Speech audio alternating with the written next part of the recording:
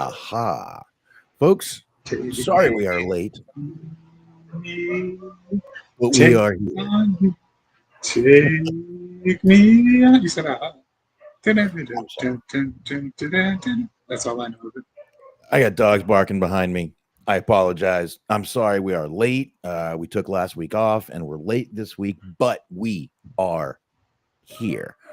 We had a few, been a while, but we actually had some technical issues tonight. It's been a while. That's right. Show my head up high. Been a while. That's it. I'm sorry. I like that guy. I like Sting. Or whatever he's doing now. I think he's doing country now, isn't he? He's doing country now. Yeah, he's shifted careers a little bit. Yeah. Well, I think I saw him on YouTube a couple of weeks ago with a pretty packed house, so good for him. He's basically doing what Kid Rock's doing, but like worse. Like Kid Rock actually is like still a musician of a sort. He's kind of just there being like, shouldn't have let those fags marry. Let me tell you, here's a song. About letting them marry. Which, by the way, I don't give a shit about. But that doesn't fucking hurt me. Anyway, let's go ahead and get into it, folks. We got plenty to get into. We've got All Out. My God, a 5-hour fucking show that we went through. We've got that. And that was without the fucking pre-show 5 hours. I don't know if they did a proper like in terms of like there's matches or anything. I think they just did like a pre-show like press conference thing. So that was interesting. Oh no, there were like 4 matches on the pre-show. 3 maybe. Hold on. Let me there was because there's like something with fucking hologram or something. Yeah, and the ops did something. Hold on here. We'll go to the old wiki for answers because wiki gives us answers, results. There were 4 matches. It was the ops who defeated the workhorsemen, Anthony Henry and JD Drake. Daniel Garcia with Marina Shafir defeated Shibata. Hologram and Paragon, which was a hologram and Kyle O'Reilly versus Roderick Strong, defeated the Frat House. I'm glad I haven't heard of these guys. Cole Carter, Griff Garris. What? Like, I mean, it's a total jobber gimmick, but they're cool. They're basically, I mean, literally, like the gimmick would suggest. Also, hi Scott in the chat. Their gimmick is they're total fucking frat boys. So they do like kickstands and shit. They have little like parties at their little frat house or whatever. They go to like local colleges and like shoot shit. So it's kind of fun. It's a fun gimmick, but yeah, totally average. Not bad. Not bad. All right. Well, they lost. Then we had an 8-women tornado tailgate brawl with Harley Cameron, Mina Shirakawa, Queen Aminata, Willow Nightingale. They were against Megan Bain, Penelope Ford, and the Sisters of Sin. It was Julia Hart and Sky Blue. I like saying Sisters of Sin. Sounds like a good porn to watch. Does it not, sir? Tell me I'm wrong. Certainly does. Thank you. Problem. Like, I don't think you could just have a name for a female stable where it doesn't sound like just a porn of some sort. Like, they had that problem in WWE where it was like the submission sorority or whatever the fuck, and it was a straight up porn name that nobody did research on. Well, honestly, Sky Blue itself is actually a porn star. Not this Sky Blue. God, we wish. But another one. So, I mean, you know, it's out there. But yeah, there were 4 matches on that show. And then 5 fucking hours of another one. Oh my God. And then Dynamite. So folks, we're going to tie these 2 together. By the way, this is Wrestling Outlet. I am Boxman. He is Voice of Generation, Smart Walker. How are you? Not as tired as last time. I am still doing everything. My wife is still recovering. So yeah. And what is up, Mr. High Ridge Estates? Yeah, so I'm not as tired, but I'm pretty good. You everything cool? Yes, I will say I'm pretty good. Not today. Like it was like last Friday. I had gotten some like pre-workout, right? I Mm-hmm. don't take it very often, but I had gotten some for my birthday, so I was trying it out. And it's like it's high stem, so basically it's just a lot of caffeine. And I misread the label. It's 400 milligrams for caffeine for one scoop. I thought it was for two scoops. So I was out there at the gym, fucking 800 milligrams of caffeine. I felt like I could see through walls. Uh, dude, you should have gone for a run. Probably would I have don't. exploded your heart. Yeah, it was hanging in there by a thread, like already. So a run wouldn't have. And on a normal day, I'm not out here running. So yeah, no worries. Wow, that's probably what drinking a whole 5-hour energy would do to my body. I would feel probably just like I could fucking see through walls, except I would probably try to go through walls. Mhm. I just, I guess because I'm not a coffee drinker. I'm not a Red Bull drinker. I'm not a Monster. None of those energy drinks. So I guess because I don't do any of that, my body doesn't react to caffeine well. I mean, I guess you got to build up tolerance to that shit like alcohol. Um, so I've never been a big I didn't drink I wasn't a big soda drinker as a kid. I liked Mountain Dew, but I really I would say around like 10 or 11 I stopped drinking soda. I was really just a water drinker. Then I discovered beer and I'm like, "Oh, I can replace water with this stuff at night." Sometimes during the day. Yes. This is Daddy's night water. Oh, that's what that's basically what my kids think it is. I mean, is it not? I mean, it is. I mean, my 7, oh my God, I have a 17-year-old. 17, 12, 6. They all just had, oh my God. I'm sorry. I just felt old. I talked to a friend of mine yesterday from Florida, my buddy Rigel. And he's like, bro, I turned 50 next year. I'm like, bitch, I'm 50 this year. Fuck you. Okay. Right? Enjoy 49, you youngin. You whippersnapper. So, God damn I it. mean, You I'm and your with you. cock made me birthdays. I had a birthday like about almost 2 weeks ago at this point. Mhm. I feel old. I feel very old. Well, one day you'll be 50, Smart. Maybe. I trust me, man. I do not know how I made it this far.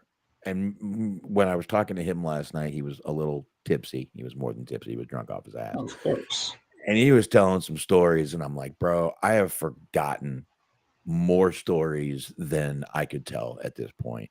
And he's telling them, and like, I'm remembering them. And I'm like, my God, dude, how did we live? He's like, bro, you remember every Saturday morning we'd wake up at like 8:30, go get beer, which we would. We'd go get a fucking 12-pack of Corona.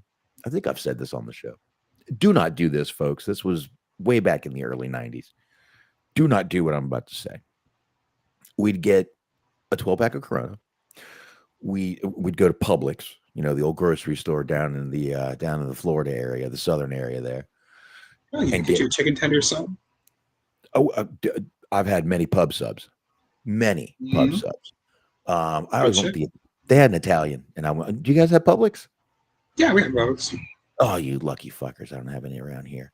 I mean, Um, it's about a, I don't know, like 20, 25 minute drive away from where I'm at now. Like back where I used to be at, there's well, fucking three. But I every mean, so often I'll find my way out the Publix. everything where I am is 20 to 25 minutes away, so I'm used to that. That's right around the corner in Texas. Oh, you're 20 minutes away. That's right around the corner. I'll see you in a few. Okay, so, but we'd go to Publix. We'd get a 12-pack of Corona. We would get 2 limes. I would break out my knife in the car. We would slice them bad boys up, and we would drive down A1A, Beachfront Avenue, baby, up and down, all day.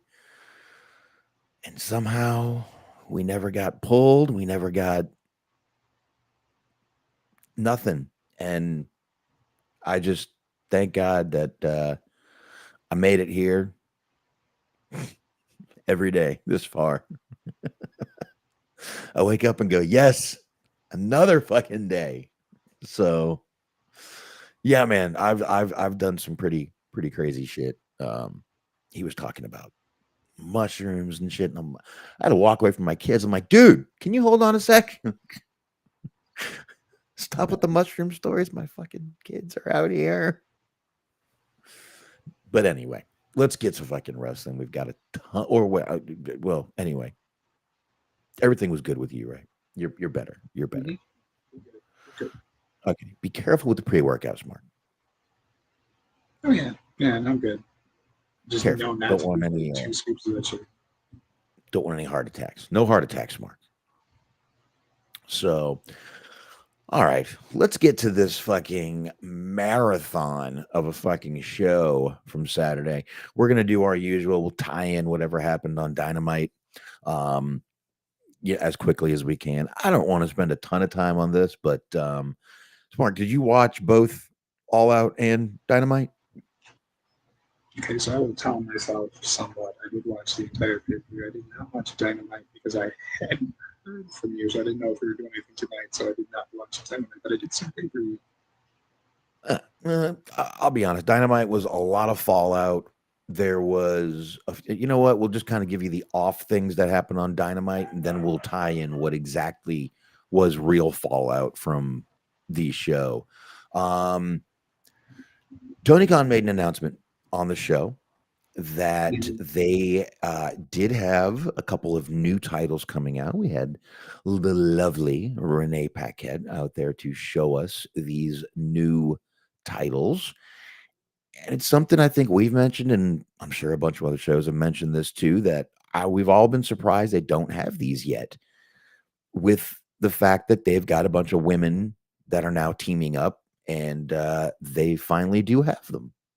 We finally have the Women's World Tag Team Championship titles, folks. There you go. We now have them, Smark. How excited are you? Go ahead, tell me. I'm listening. He's speechless, folks. He is absolutely speechless. If you have not heard, he doesn't know what to say. Did you lose me, Smark? Either I locked up or Smark is locked up. I'm not sure which one, but I'm going to keep rolling here. I don't know. One of us is probably locked up. I think it might be Smark. Unless he's just sitting really, really still, which I'm not sure he could be doing. Anyway, I'm hoping he gets back here in a second. I'm wondering if it's just the way I did the picture here. We'll find out in a second here. But anyway, those are the titles right there. And like I said, I'm a little shocked they haven't had these before. Smart? You there? I thought he moved for a second. So, anyway, Mr. Luke, thank you for stopping in. Anyway, not sure what's going on. I'm pretty sure I am still talking to you guys. Let me know. All right. Stephen Butler says I'm still talking. So it was Smart. I think he locked up. That virtual background is going to cause him to do that once or twice tonight. I guarantee it. But I didn't tell him because I like Smart. But anyway, we did have the new titles announced on the show. And I think that they're, like I said, I'm a little surprised that it took them this long to, I know everyone, they have so many titles, and you got Mercedes with 9, and I know she had guys out there with no shirts on showing titles. But these, I mean, they do have some women's tag teams, and you might as well put some fucking titles on these women. Give them something to go for. Why not? Does he probably need to? I mean, let's face it, he probably needs to get out and maybe get rid of a few of these titles. But hey, right now, I don't think anybody's worried about it. So that was one thing on Dynamite that really had nothing to do with the actual show.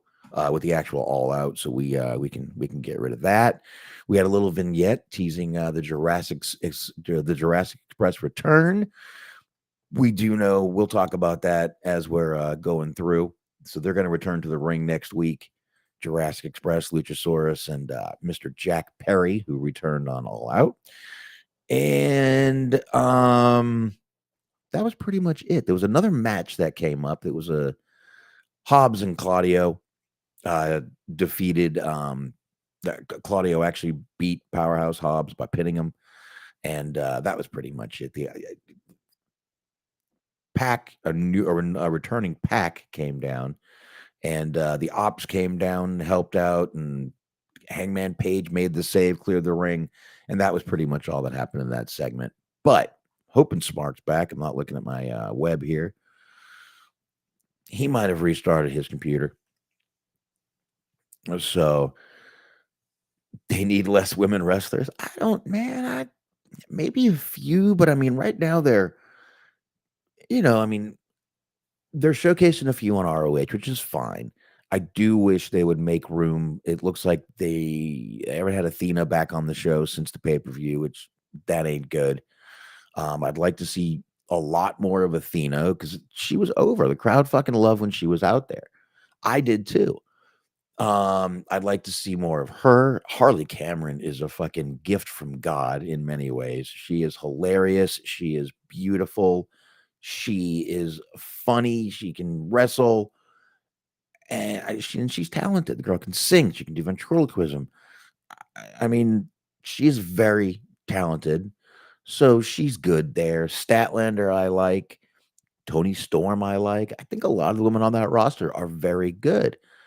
The only one I think is that obviously is a little overrated. I think most people would agree is Mercedes.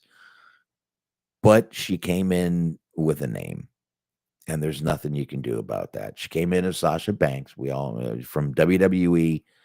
Then she did some things over in, Japan and other places. And then she got hurt and she came back here. So I don't know. They probably could use a few less women. High Ridge, I agree. Harley Cameron is going to be gold once she hits WWE. She will be in NXT, I would say sooner rather than later. And I think she will skyrocket just because of what she can do. They're going to use her for a comedy gimmick, but that's okay. She's funny. She should be. I could even see her going back or being maybe someone's manager to start out just because she can talk. She's funny. I could see even that if she went to an NXT, but I agree. She will be 100%, as you say, WWE. She is WWE coded. She is exactly what they would look for. I would definitely expect her to be there. Monet would get better if she went back to WWE. She wouldn't be doing this fucking gimmick. She wouldn't have all these titles. She'd have no creative control. She would be just you know what? I hate to say this, but she'd be just like CM Punk, just another guy on the roster. Because, Punk had all this power over here, and we saw what that did. Well, my opinion, we all saw what that did. He had all that power, and it went to his head, and he was trying to fire people, keep people off shows, blah, blah, blah. But when he went back to WWE, he was humbled because he was just another guy on the roster. I think she'd be just another girl on the roster. She'd go back to being Sasha Banks because they put too much money. They're not going to let her come back as Mercedes Moné. So I think she'd be back to doing what the hell she was doing. Just sitting around, and what are they going to put her back with Bayley? That's exactly what they would do. That's exactly what they would do. They would put her back with Bayley or with Charlotte or with someone. She'd be in a tag team. I guarantee it. So anyway, I was trying to kill some time, see if Smart came back. I'll keep listening for that little beep beep noise. So All Out kicked off with Adam Page and Christian Cage versus FTR. Funny segment with them walking backstage. They saw, I forgot the name of the hockey legend they saw. Steve Butler's going to be pissed at me right now. I forgot the name of the hockey legend they saw. And then they saw Bubbles from, I believe, Trailer Park Boys. We also saw the Green Bastard, which, same guy. But I thought it was a hilarious little segment. And then they kind of got into the show. But yeah, they got into the whole show, and it started out with that match right there. Like I said, FTR and all them. Good fucking match between the two. You see, Christian is still playing that asshole, still doesn't want to be totally babyface. I got a feeling we're going to see that completely change very soon. But it was a good match. After the match, Copeland and Christian won. I think we all knew that was going to happen. We didn't do predictions last week, but that would have been my guess. FTR, they had Nick Wayne and Mama Wayne. Mama Wayne is looking delicious nowadays. You're all thinking it too. They came up on the ramp, and Kip Sabian went after Copeland. They handcuffed him to the ropes. And then Beth comes out. Beth doesn't look a day older. She looks amazing. I'm sorry, folks. She doesn't look a day older. She looks great. But she got hit with a spike pile driver on the mat and ended up just kind of lying there. And Edge couldn't do anything because he was handcuffed to the ropes. And I'm like, I swear we've seen this before. And did we not see this same angle in WWE where, or was it Seth and Becky, or was it Edge and Beth that this happened to? Nora, we have not talked about that yet, but that's my first story up after we talk a little bit about All Out and Dynamite. So that's the first story I'm going to get to tonight, though, is that story between them. That story reminds me a lot of the what she's saying with her and Akira. Reminds me a lot of Johnny Depp and Amber Heard. Just two toxic people being toxic together. So we will get to that, I promise. But like I said, good match. All that happened in the end. On Dynamite, there was a little backstage segment where Adam Copeland was talking to Christian about his him leaving for a while. Now, everyone was always contracts up soon. No, he's actually going to do the third installment or the third series of that Percy Jackson and the Olympians, I think is the name of it. There's a third season. He's been, I believe, in both seasons, and I think he's coming back for the third. So he's going to record that. So that is what is happening. I'm going to turn on my messenger real quick and see if Smark's having some issues. Just make sure we're all good here. All right. No, he hasn't messaged me. All right. I'll keep an eye out for him. Then we had Eddie Kingston and Big Bill. This was not a bad match. Not a great match. Looks, folks, Eddie Kingston never was the greatest worker ever. I never expected him to be. I even saw people making fun of his weight. Oh my God, how could you come back looking like that? This is not peak physical ability. And I'm like, when the fuck has Eddie Kingston ever been peak or physical? He's never been peak physical, folks. This is Eddie Kingston. What we saw in the ring was Eddie Kingston. I like Eddie Kingston. He did defeat Big Bill. Nothing really happened on Dynamite with that. So, nothing on Dynamite with that at all. From there, we went to a brutal match with MJF and Mark Briscoe. This was a tables and tacks match. Loved everything about this match. I love the way it went down. I love that before the match even started, you had Mark Briscoe dumping thumbtacks in the ring. 4 buckets, I believe, he dumped into the ring. So the whole first part of the match, the whole story was neither one wanted to get knocked down. They didn't want to get knocked down into the thumbtacks on the mat. And it was awesome. And then no one wanted to get slammed. And then Briscoe ended up taking a bunch of back suplexes onto the thing. They were both bloody. Briscoe had him in the back of his head at one point. Just a brutal match. Mark Briscoe had to come out and be the winner in that match, and I'm very happy they let him do that. A little bit of that tied in to there was a backstage segment before the match happened, where they were back there with the conglomeration, and they were hinting towards someone coming back, and they did whatever, and the thumbs up, or Harley Cameron was trying to suck her thumb. We'll leave it at that.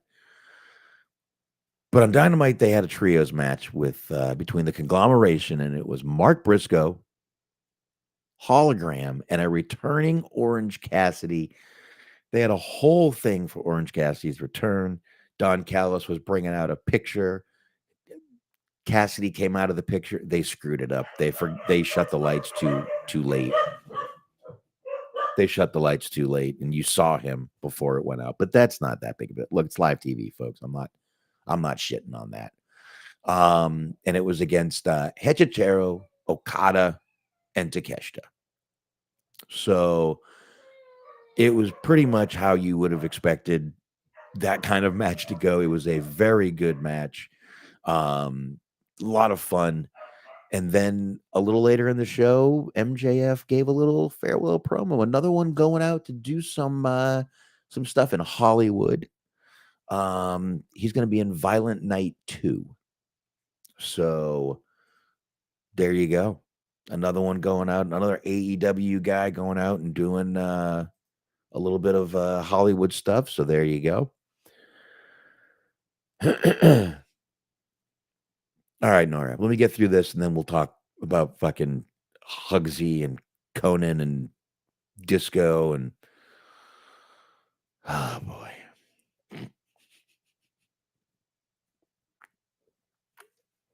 Oh, come back, Smark. Where are you? Still hasn't hit me up on Messenger. You know what? Maybe I should look at the one on my phone, because sometimes he hits that one up. Nope. Here, let me message him real quick. Make sure everything's good. He didn't run out of power or anything. Maybe that pre-workout's kicking in again. I don't know. Just figured I'd hit him up real quick. All right, we had a few more, getting to a couple quick more matches on All Out here. We had a trios match. This was the Hurt Syndicate with MVP against Ricochet and the GOA. I forgot what the name they're calling themselves now. Get to it later. They defeated the Hurts, and again, the Demand is what they're calling themselves. The Demand were the winners of that match. I was a little shocked to see Lashley and Shelton take a fall, but it makes sense seeing these guys get a win with the way the storyline is going. Ricochet being the douche he is, and then got to be the same douche the other night on Dynamite. So then we had, speaking of Mercedes Moné, we've talked about her a ton tonight, it seems like already, versus Riho. Boy, this match got a lot of backlash just for the non-believability of it. And Gail Kim had to jump in, which I understand where Gail, it was definitely more believable, and those matches were fucking amazing.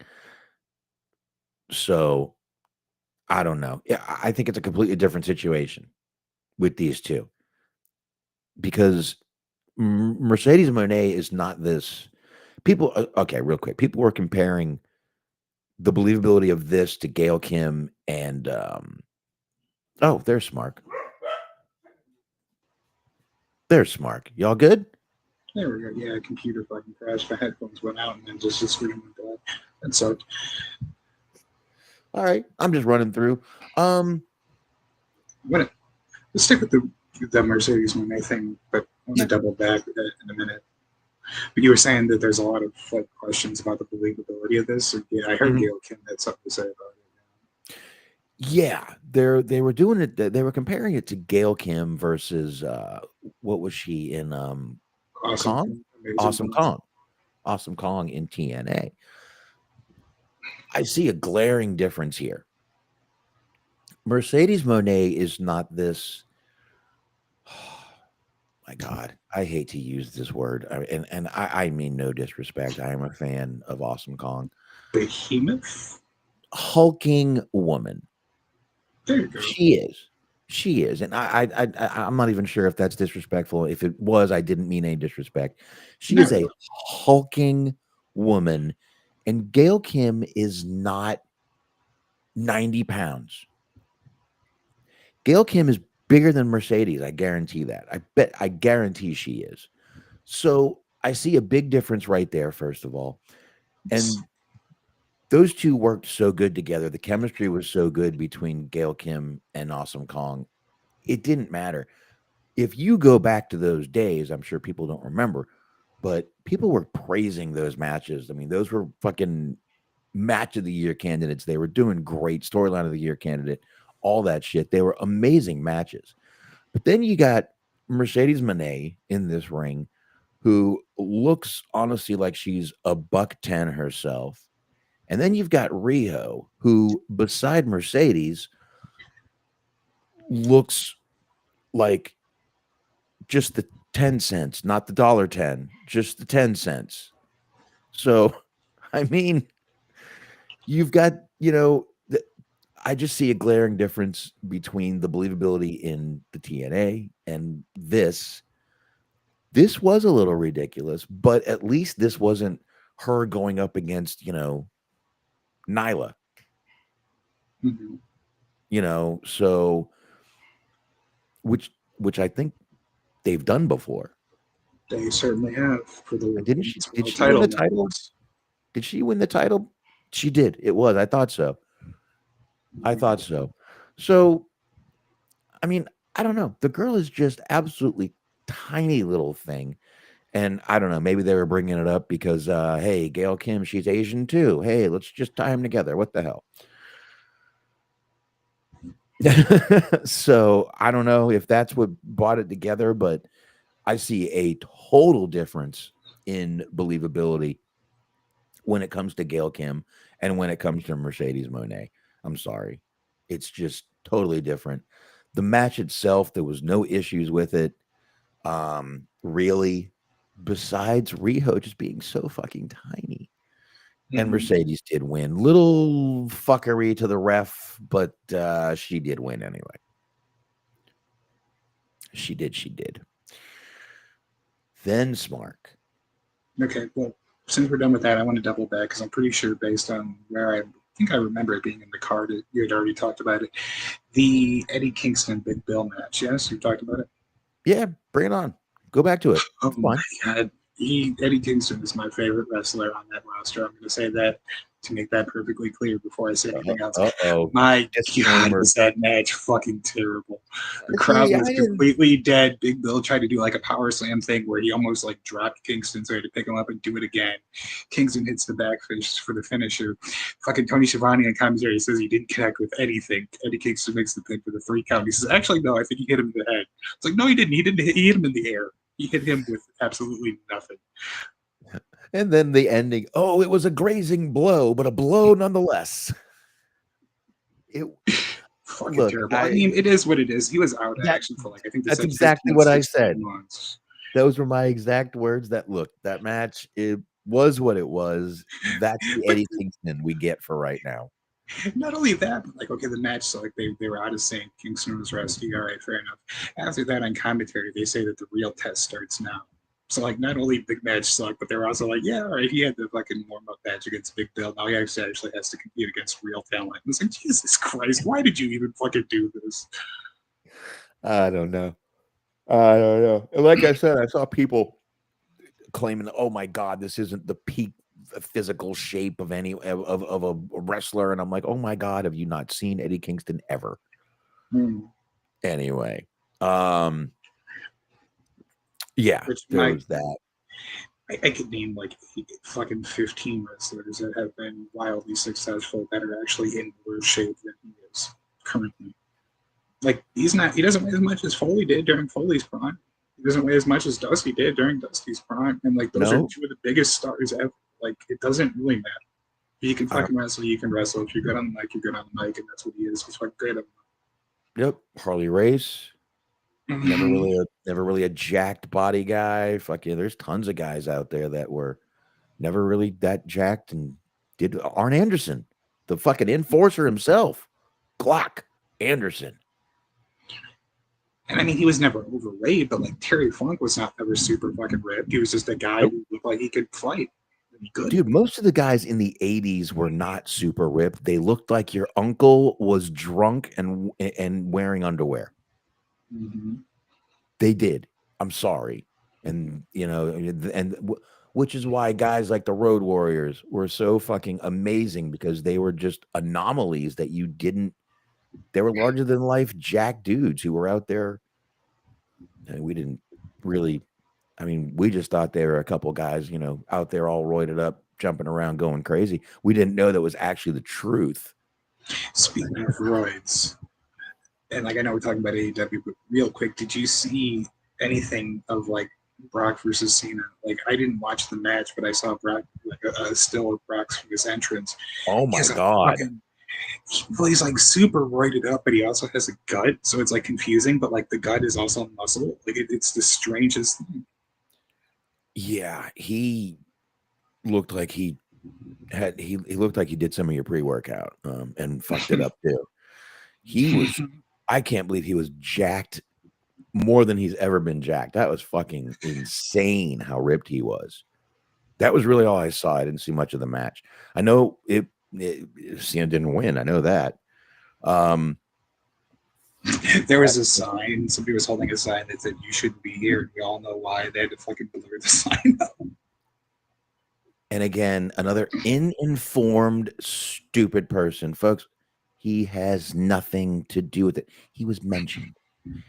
He did not ever even cheat. He was about to cheat, and he never got to cheat. The guy never got to do anything. Like I said on the last time, the only person he had apologized to was his wife. Oh my God, you guys don't let shit fucking go. You're on the new, like you're on the modern day Johnny Cochran type shit. If he doesn't bust an 8, you must quit. That's right. He doesn't bust a nut. If he ain't busting a nut, you shut the fuck up. Plain and simple. No nut busted. Shut your fucking mouth. I know it didn't rhyme, but fuck it. That's it. No nut. Shut up. That's it. That's what I'm saying. I don't know why you suddenly became fucking Dolomite, but you know. Well, you call me Johnny Cochran, motherfucker. The human tornado.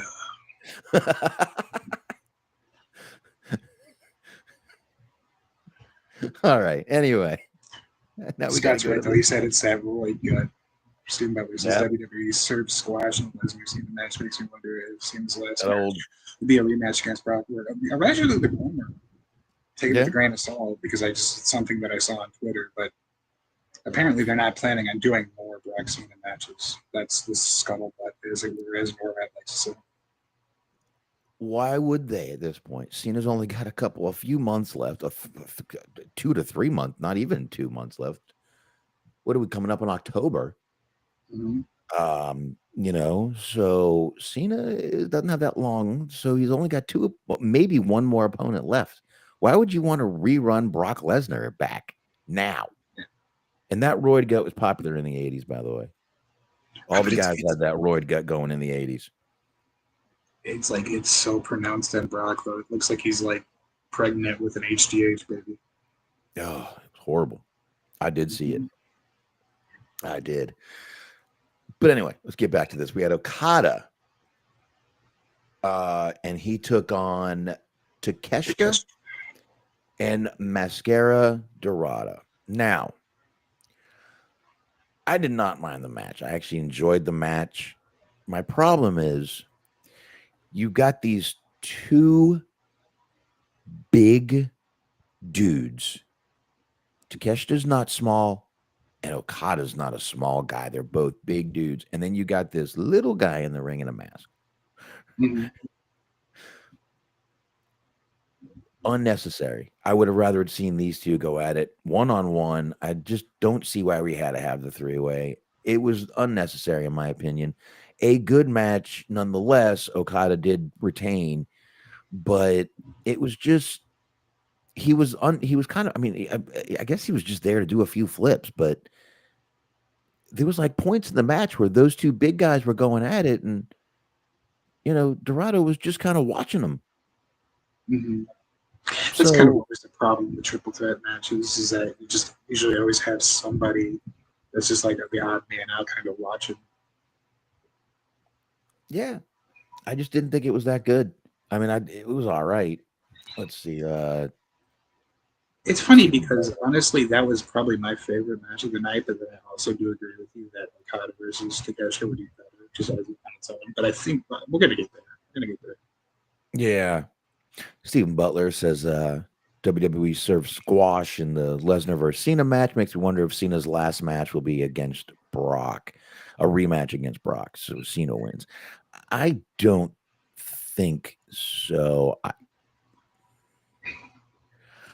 I wouldn't doubt if Punk was his last. I wouldn't doubt that. I wouldn't doubt if Punk was his last. I know he would love Stone Cold Steve Austin to be his last because that's one of his dream matches, but that's probably not going to happen. You know what else I don't think is going to happen, just based on where they are in life at this point. But like, I think it would actually be kind of cool if his last match was Kurt Angle. Like, you just got to go full circle with it, because like that was when he first blew up his whole ruthless aggression thing match against Kurt Angle. So yep. Bring it full circle.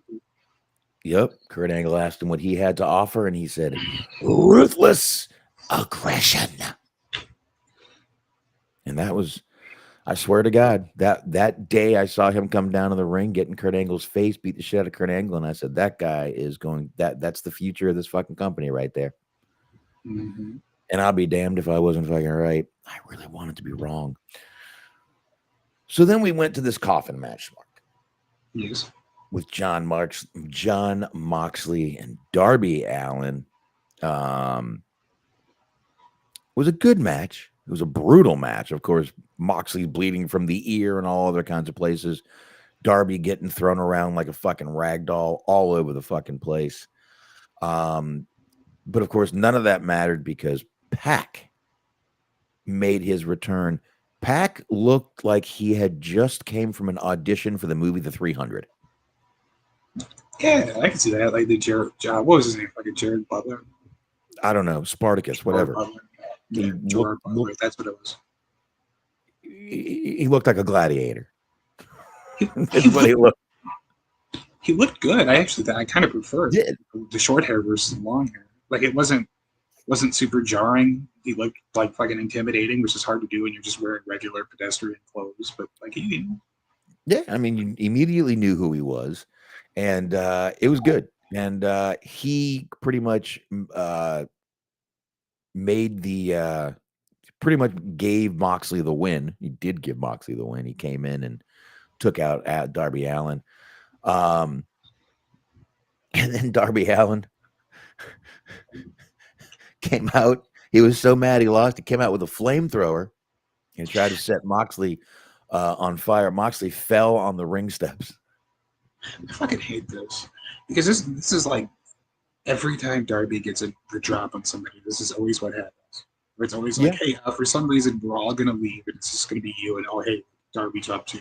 I mean, he was in the coffin, I guess, but like that every time Darby gets the advantage on somebody, that's always what happens. Where it's like you would think by now they would know not to fucking split up. Yep. Oh, and then Darby also broke the flamethrower out on Dynamite. Wait a minute, did Moxie fell over on Dynamite, not on the pay-per-view? Yeah, he burned him on that pay-per-view, but then he fell over on Dynamite, I guess. Yeah. I like the Danielson commentary on this match because he was like, you know, I'm supposed to be impartial, but fuck it, I hate him. He tried to kill me and he ended my career. Fuck him up, Darby. Like, he gave him the fucking tote bag that has the fucking plastic bag in it. It's like, use it, kill him. It's like, all right, this is fucking cool. Yeah, it's a running theme on AEW's attempted murder. It really is. It's a little disturbing. Which is all the more funny if you like, and I know that's a fucking kayfabe in real life, but like it's even funnier when like you think about the fact that they fired Punk for providing an unsafe working environment, then you have motherfuckers setting each other on fire and trying to choke each other to death. It's like, wow. Well, this is storyline. Yeah, of course. There's safety involved here, obviously. Which was also kind of a funny route too, because that's how Thekla got there. Was like in Stardom, she actually kept trying to beat up the male guy that runs it, like not male as in like post office, but like male gentleman.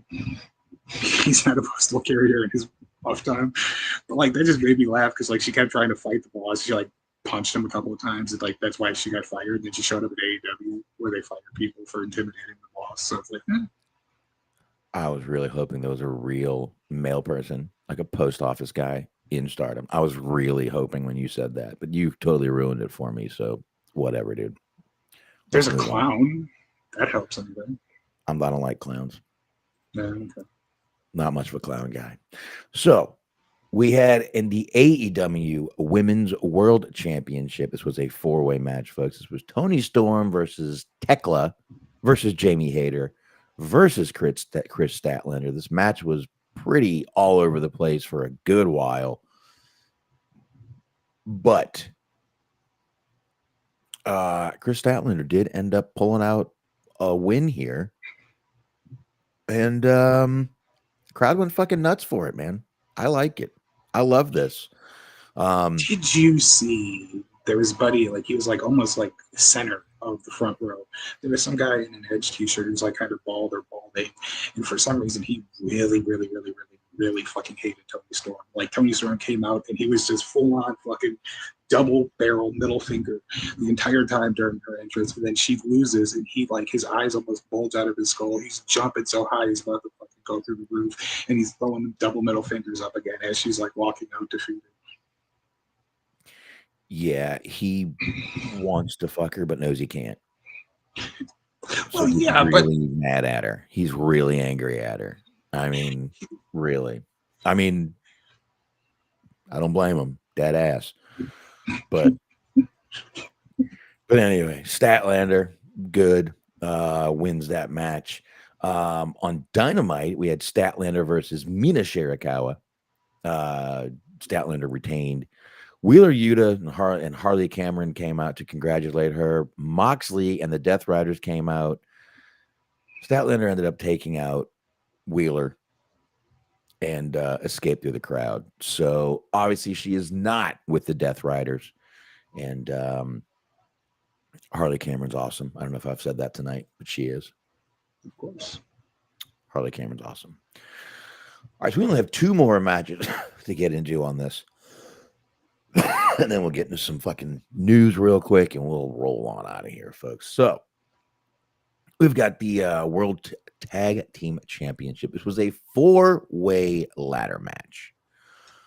This was the Young Bucks versus Jet Speed versus the Don Callis family.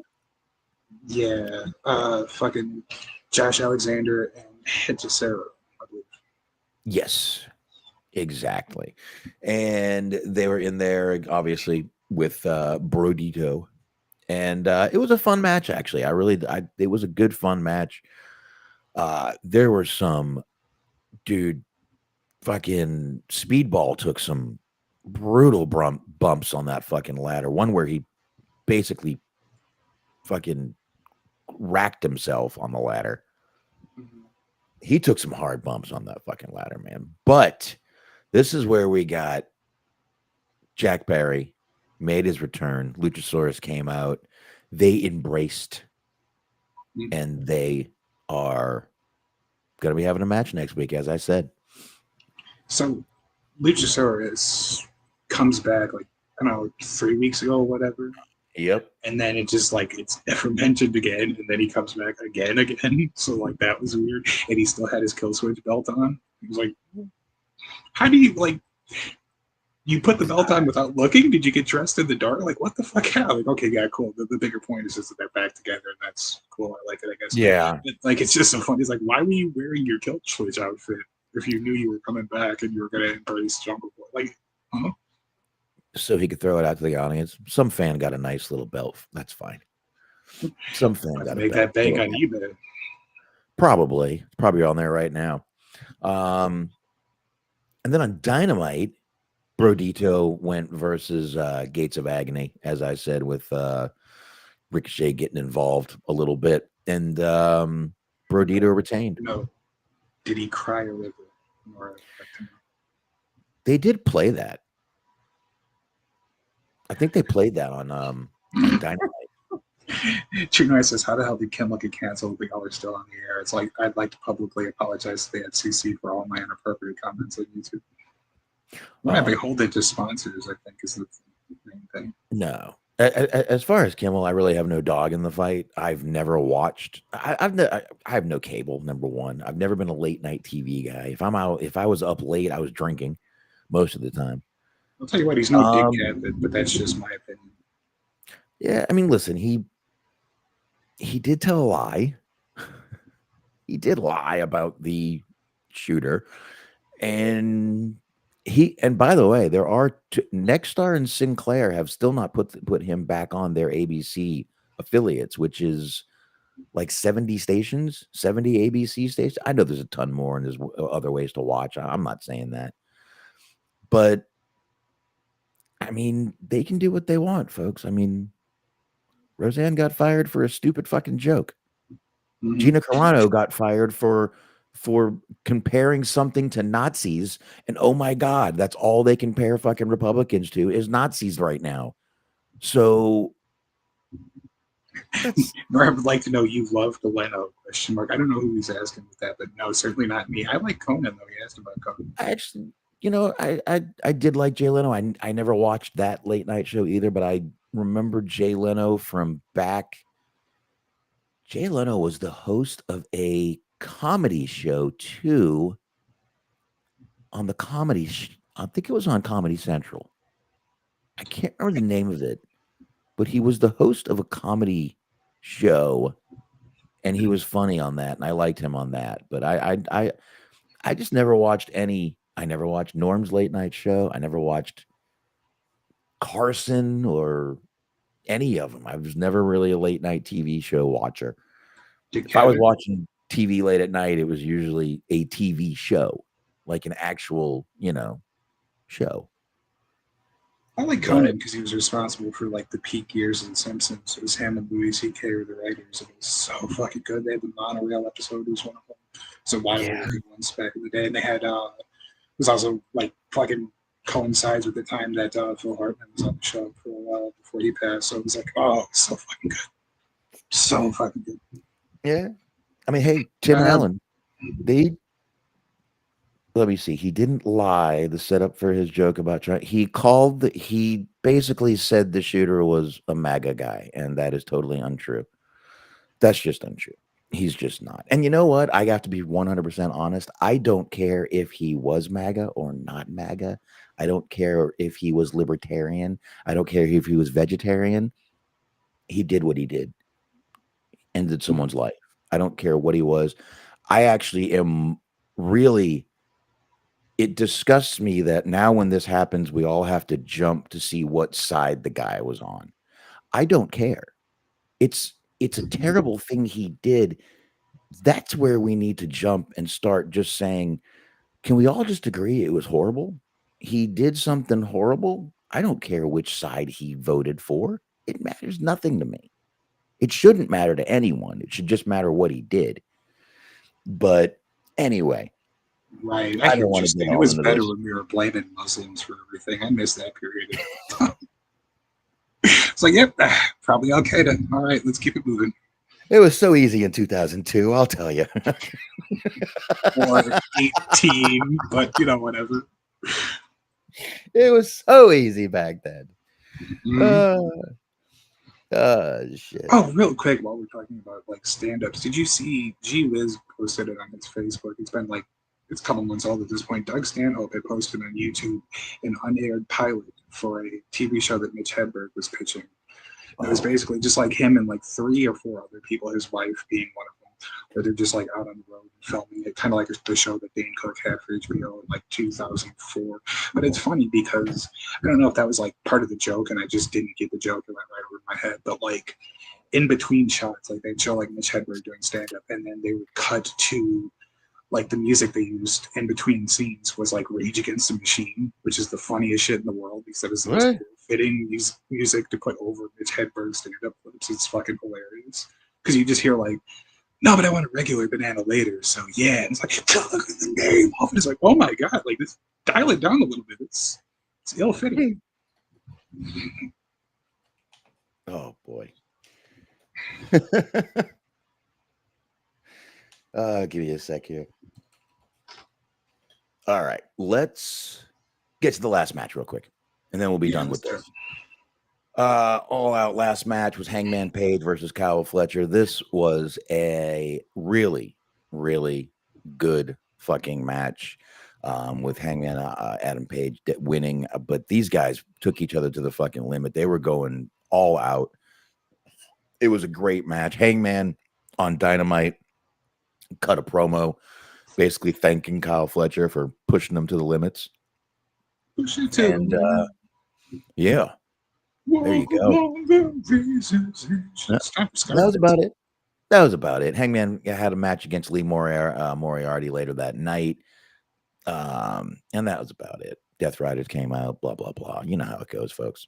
I wish they would do more with Lee Moriarty. Like, he fucking, like, when he was part of GCW, he fucking ruled, but they just haven't really used him for much anything. I think he was in, like, Ring of Honor for a while. Yeah. Use him more, please. Yep. All right. All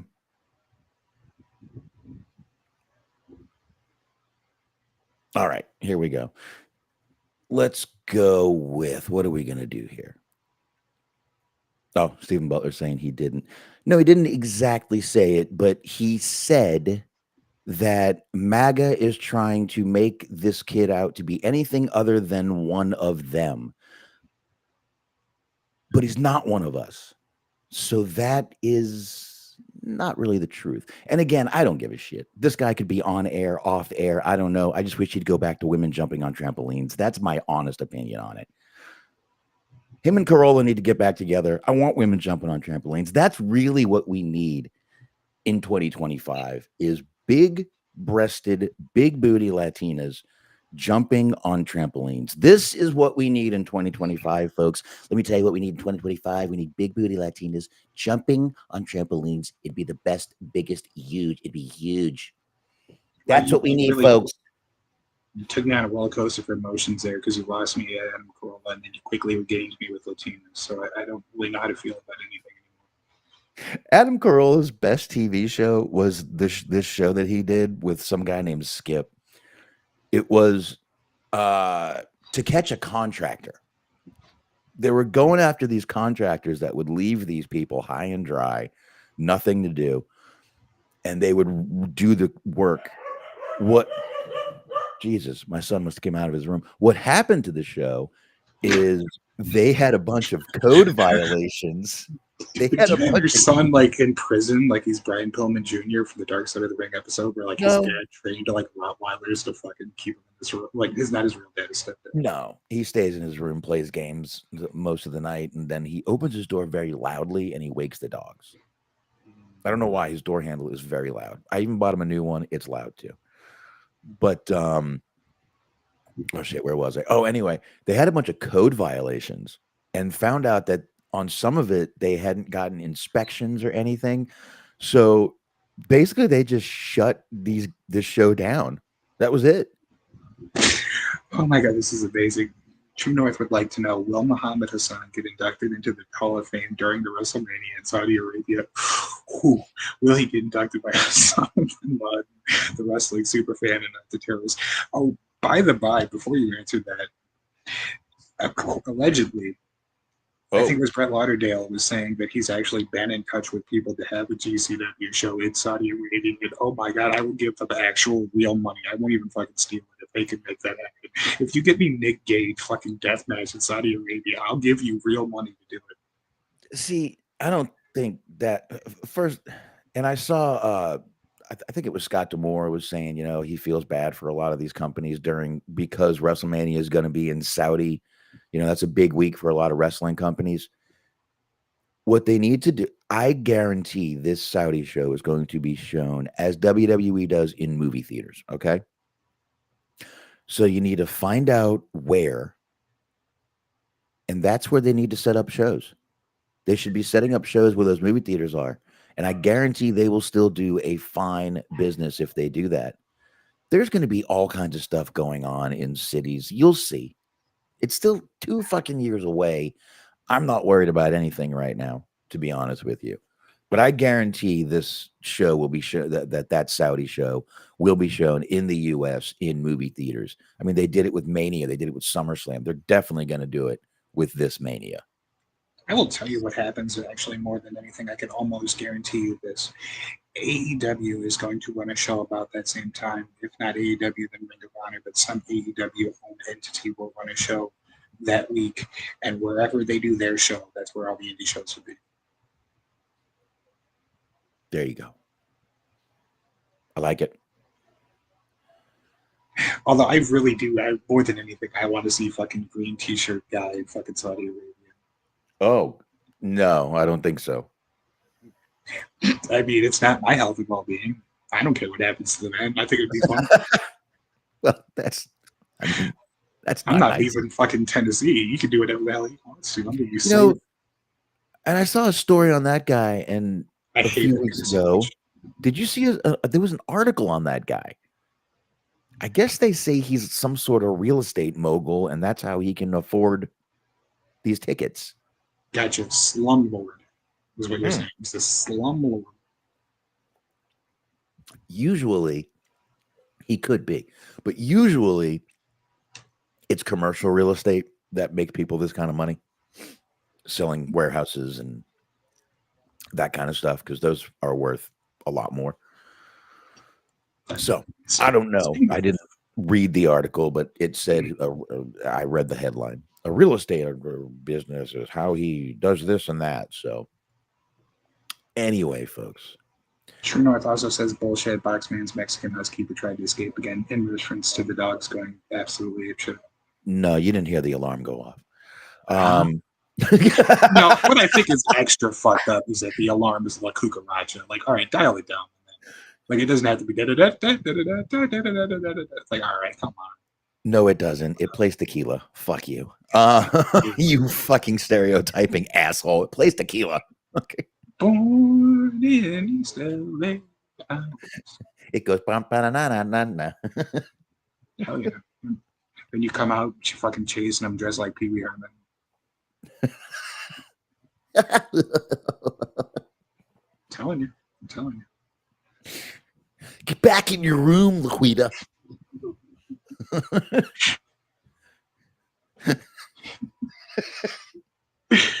I'm a human being. I have lips. You said the special word. It's right. Get back in your room. Time to kill her, Cherry. My goodness. All right, she just wanted some lemon pledge. That was a dark version of fucking Pee Wee's Playhouse right there, man. That was pretty dark. There's something to remake. I don't know. There were some scenes in Big Top Pee Wee that were, I think it was Big Top, the first Pee Wee movie, that were pretty scary. Large Marge was scary, folks. You have to admit that. So, folks, let's knock this out, because we are going to definitely talk about at least the top 10 of the PWI 500 list a little bit later. Smark is probably over the moon at that list. I don't know if he's seen it yet. I saw who made number 38. Oh, I saw that too. We'll talk a little bit about that. I have the whole list, so we're not going to go through the all 500 names. No, actually, that's what you have to look forward to, folks. We're going to read 500 names coming up in the next 30 minutes. Get ready. Get ready. We're not only going to read the 500 names, we're going to give you the name, and we're going to do a quick little breakdown of their career. That would have been like pure fucking Andy Kaufman shit if that was just the entire show. So I was just reading all 500 names and the show went off the air. Just read the names and then leave. Like, I don't even say anything about that. Just list them, like the descending order, 500, 499, and then it's like, all right, we gotta go. Yeah, but you see, at that point, I would want to be a douche, and I would just leave the first name off and then just shut the show. And number one is Click. It cuts off. It's a cliffhanger. I like it.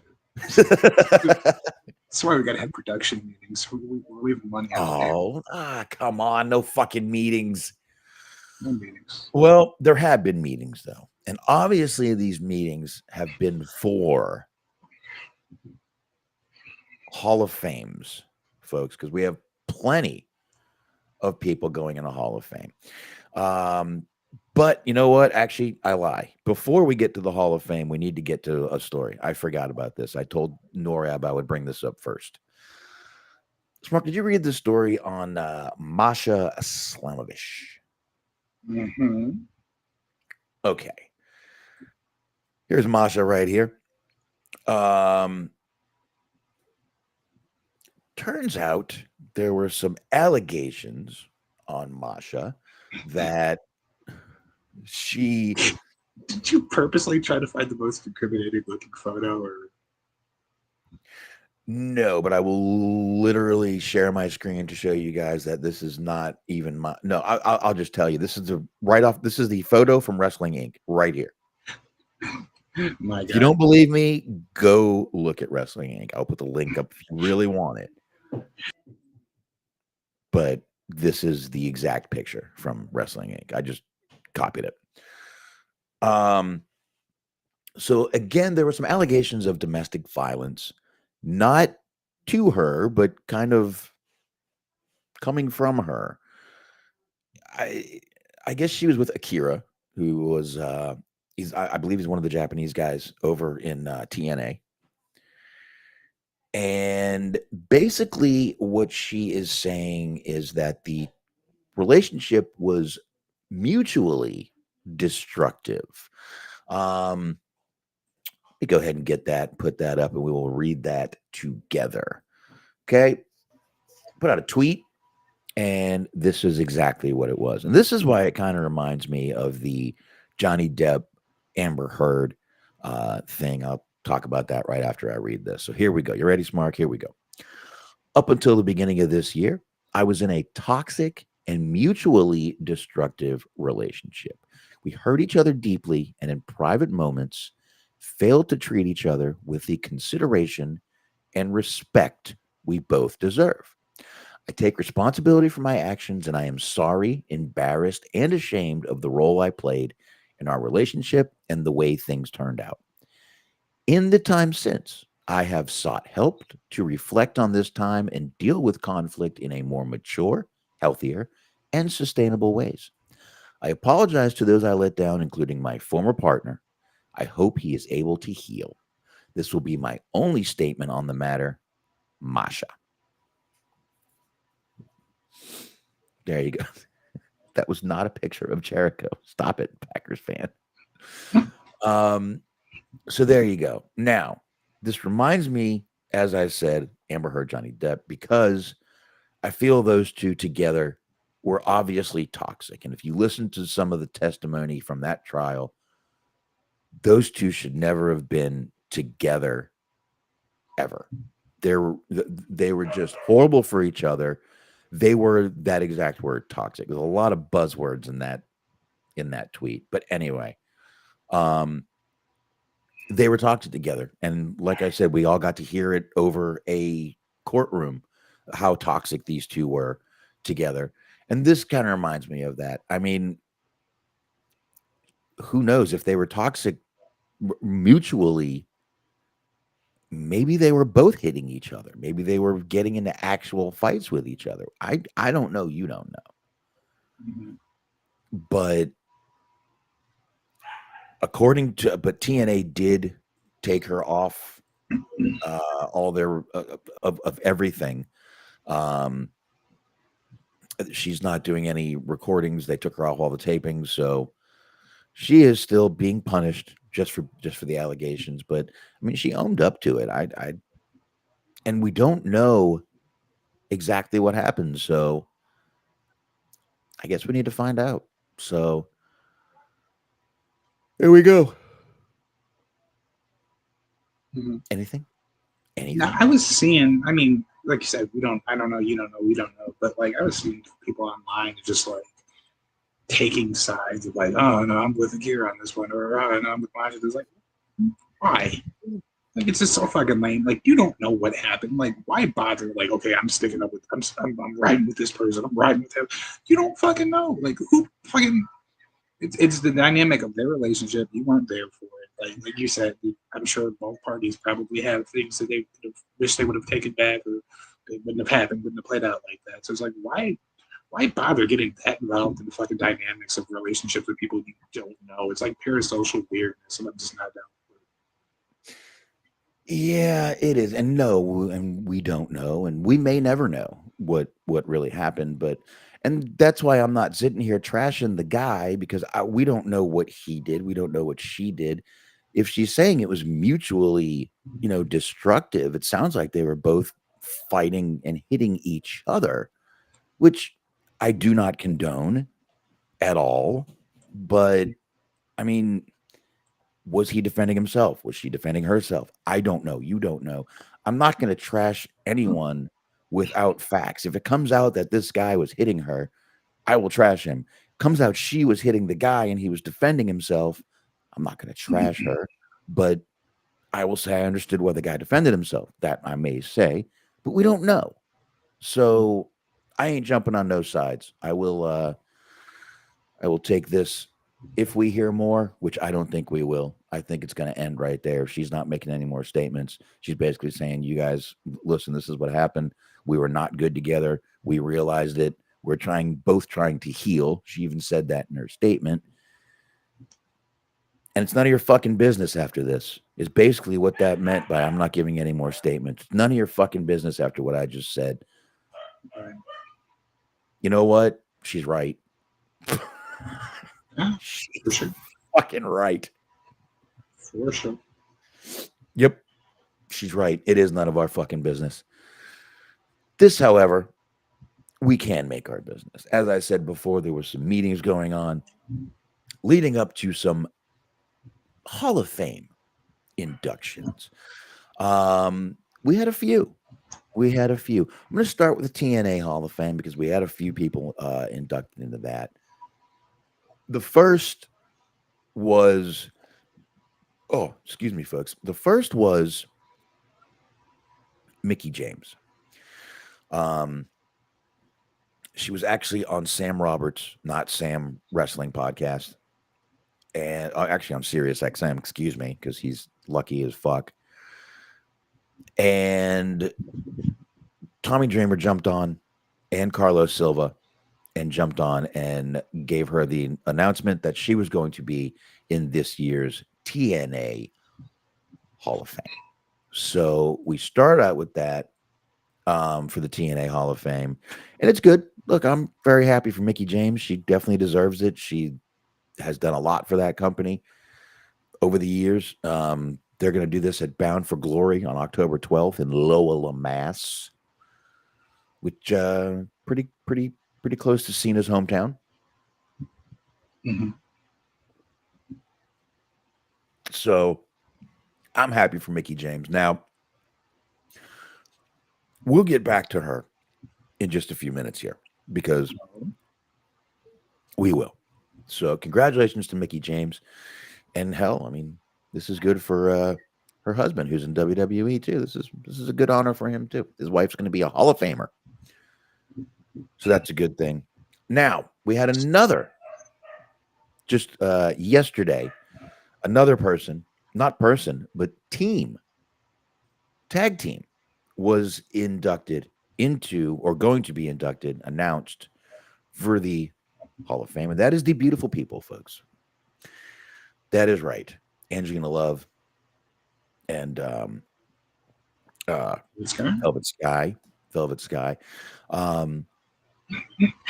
Trina says if it was me, I would decline to be inducted. Don't need that TNA stink on me. Yeah, the Hall of Fame is a different kind of stink, and I don't think it's that kind. I don't think it's the kind that. I don't think it's that big of. I don't think it's that big of a deal. Yeah, I wish I could be like mature about it, because like Mickie James, for as far as like female wrestlers in the US go, is one of the better ones just all time. Like not the best, but a really good one. But it's Really like it's good. just hard not to see like somebody being inducted into the TNA Hall of Fame and not like want to snicker. Like true enough. Stephen Butler says Mickie James' greatest match in TNA was her cage match against Tara/Victoria. I think like most of the better matches in her career were against Victoria or Tara, however you look at it.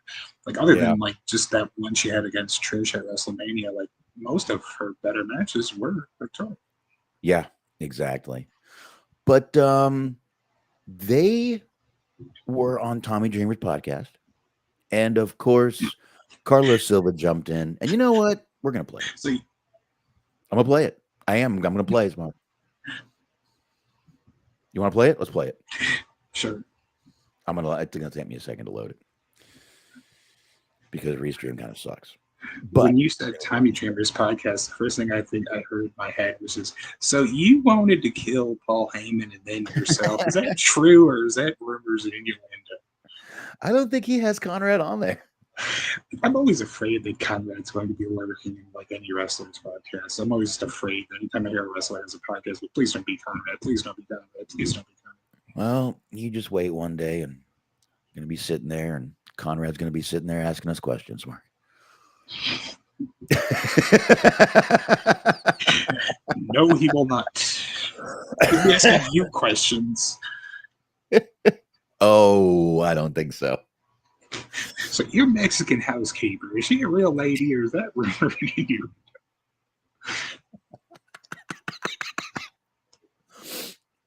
My wife is not Mexican, folks. Oh, I hope she didn't hear that. Oh, shit. Okay. What is your relation to this Avalanche kid? Does he have autism or no? Oh, my God. Yes.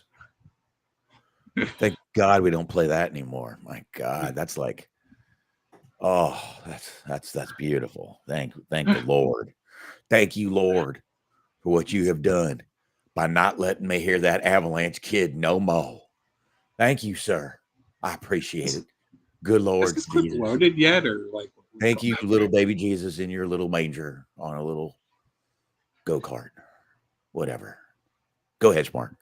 Okay. I know. I was wondering, are you still like padding for time, or is that clip ready? How important?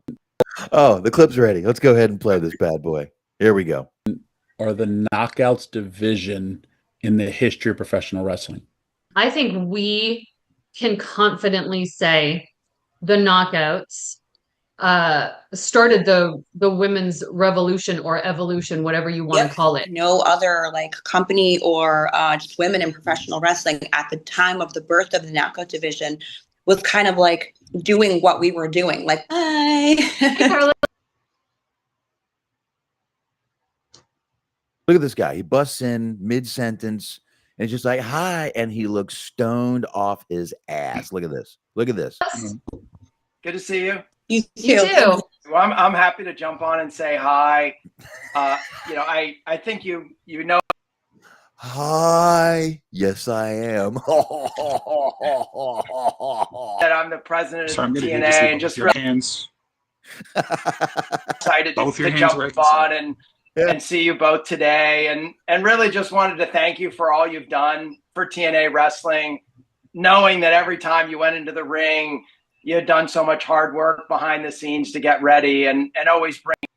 And by the way, Velvet Sky, do you age? What the fuck, girl? She still looks the exact same. She is not aging at all. Angelina Love looks like a couple of years older. She doesn't look bad, though. She doesn't look bad at all. But Velvet Sky looks like she fucking hasn't aged a day. Your best every night. So I wanted to jump on and tell you that and say thank you. Thank Oh, you. that's really sweet. Thank you, Carlos. I mean, it literally, like I tell anybody who will listen, like that was the time of my life. It's so great to hear, and it's such a big part of TNA. But really why I jumped on today is because it's my pleasure to announce your induction into the 2025 TNA Hall of Fame class. Oh, What? Oh my God. Great Thank you. news, and we're excited that this will preserve and promote your legacy forever. Thank you so much. Thank you so much, Carlos. Thank you. That means Oh, that's great. everything. That means thank everything. you. That means everything. That's great. That's great. Well, it's exciting. And look, we'd like for you to join us in Lowell, Massachusetts for Bound for Glory on October 12th to accept the award, give an accepting speech. It's going to be a packed house. You can then bring back the beautiful people for all the TNA fans, and we can all celebrate together. So we're really excited about it, and we really look forward to seeing you in just a couple of weeks. Thank you. Oh, that's so amazing. Much. Thank you so much. That means the world to us. Thank you. It literally does. Thank you. There you go. That's pretty cool. I think that was pretty cool of Carlos Silva to do. Even as stoned as he was, he got that out. I would have died if immediately Velvet started backpedaling. It's like, actually, I got a dentist appointment that day, on a Sunday. Yeah, I said what I said. I gotta go. Oh yeah, I got a great dentist. Great dentist. No, she looks amazing. Angelina Love does. She doesn't look like she's aged much, but I mean, she's blonde women age different. That's all I got to say. Okay. So, but still looks great. And that's really cool of them. Now, on the same day, Mickie James. Troy says it was so important that they told them these. Yes. Well, they did it on Tommy Dreamer's podcast. Mm-hmm. So on the same day, Mickie James was told, it was the day before. The day before Mickie James was announced to TNA Hall of Fame, Raw was on. And we found out that Stephanie McMahon, folks, is the first person announced for the 2026 Hall of Fame. Undertaker sat there and told her all about how it was. And there you go. There you go, folks. Our first 2026 Hall of Fame. Everyone now is calling for, actually, his Shane's son Declan is saying put him in there too. Not this year. Not this year. Don't put both McMahons in at once. But, I can't shit on this. Stephanie has been around a very long time. Stephanie has done some memorable things. Good, bad, and booby wise. Otherwise. I'm sorry. What did I say there? Okay. She really has been around a long time. Her and her husband have definitely done good for WWE while they've been doing what they've been doing. And you can't deny this. She's been with the company for a very, very long time, been a higher up, been on the board. And what are you going to do? I see no issue with this. No issue with this at all. You could say whatever you want. Oh, Triple H put it.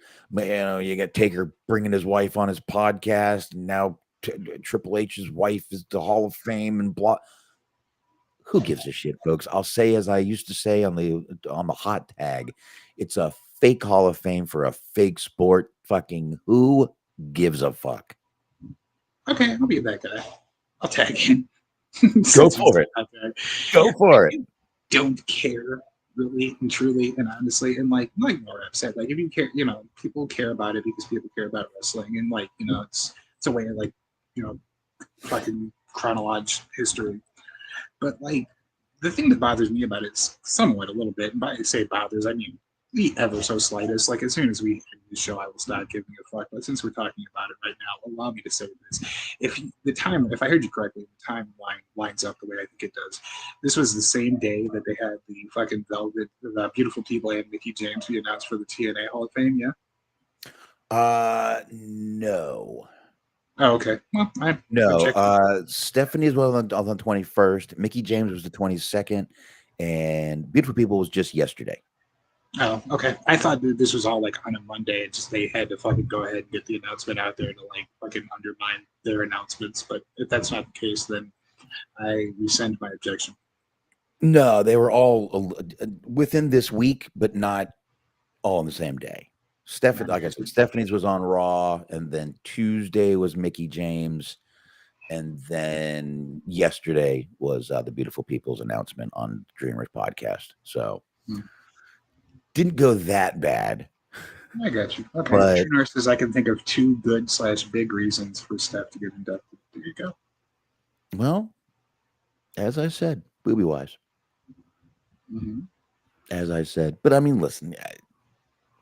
I think we all knew this was eventually going to happen. It's not like this wasn't going to eventually happen. We knew Stephanie was eventually going to go in. And you know what's going to be funny is this is a fucking, if you want to gamble on something, like put it out there for the fucking sports betting sites. Which wrestler or like wrestling personality that has a podcast that's like of note is going to be the person that says that Vince should do the induction? Because you know a motherfucker's going to. My money's on RVD, but you know. I want Jericho to do it. Oh, that would actually be fucking amazing. It really would, but it's probably going to be either Triple H or Shane. I would make it Shane, to not have any controversy. I think Triple H would be some controversy. Oh, he's inducting his wife. Blah, blah, blah, blah, blah. I think Shane, no one would say a word because Shane is, let's face it, Shane. Shane's the good one. He's the good one. He's the one everybody likes. Thusly, he's the one that everybody in his family hates. Like, it's so weird. Like that Vince documentary. It's just like everybody hated Shane because he wasn't a piece of shit. It's like, all right, cool, I guess. Yeah, I would like to see Shane do it. I would love to see Jericho do it. I swear to God, I would. He'll be back by then. They'll get some kind of interaction together on air, probably like during WrestleMania. You think Vince is at that? Sadly, Macho Man is not here to do that. I remember when you were 16. Oh, yeah. I said, I got a Slim Jim for you.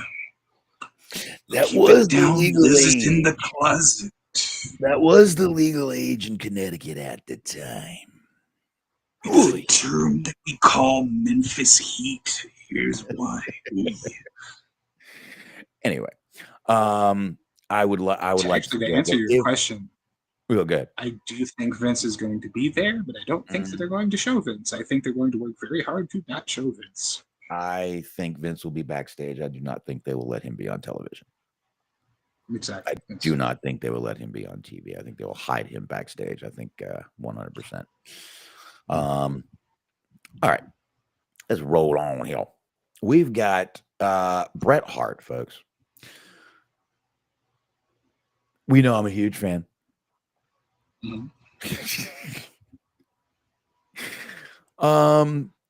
Bret Hart was on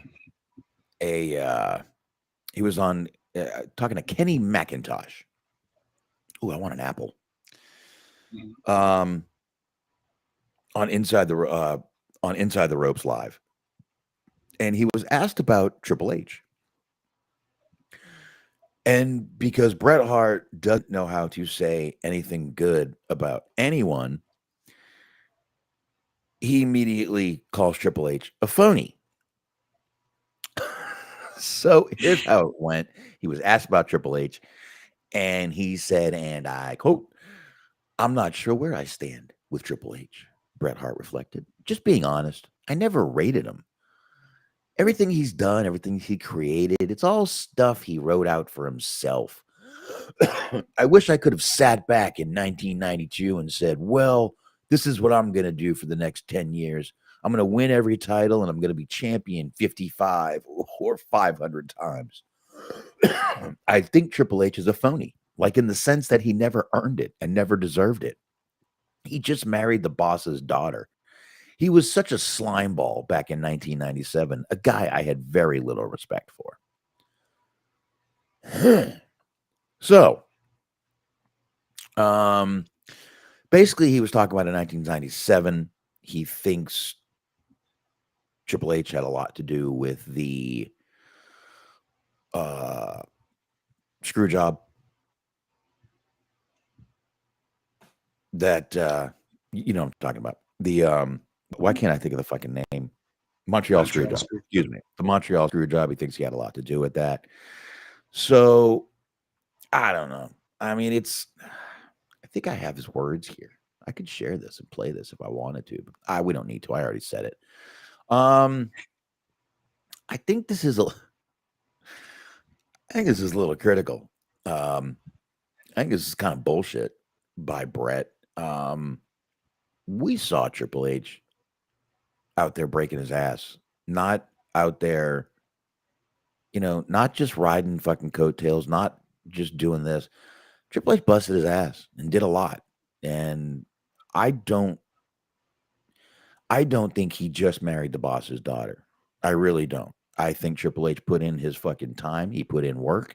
He was at other companies before he met Stephanie. He ended up in WWE and did what he did. And I think he's done some amazing things there. And I think Bret is sounds like he's bitter. Maybe Triple H hasn't asked him to come by and say hi to the guys, or maybe Triple H didn't shake his hand one day, or who knows with Bret Hart. Bret Hart is just an old curmudgeon, folks. So okay. I don't know, Mark. What do you got there? With the Bret Hart thing kind of points out the fact that I'm a hypocrite to some degree, or at least kind of highlights some of my hypocrisy. Because, like, all right, if you like them, cool. Like, I'm not going to tell you what to like, what to listen to, what to like, what to not like. But, like, I don't really, when Cornette does it, it's just not for me. Like, it just doesn't really do anything for me. But when Bret Hart does it, it always makes me laugh because it's always the same people over and over again. He's just so bitter and resentful. Just like 10 people or so.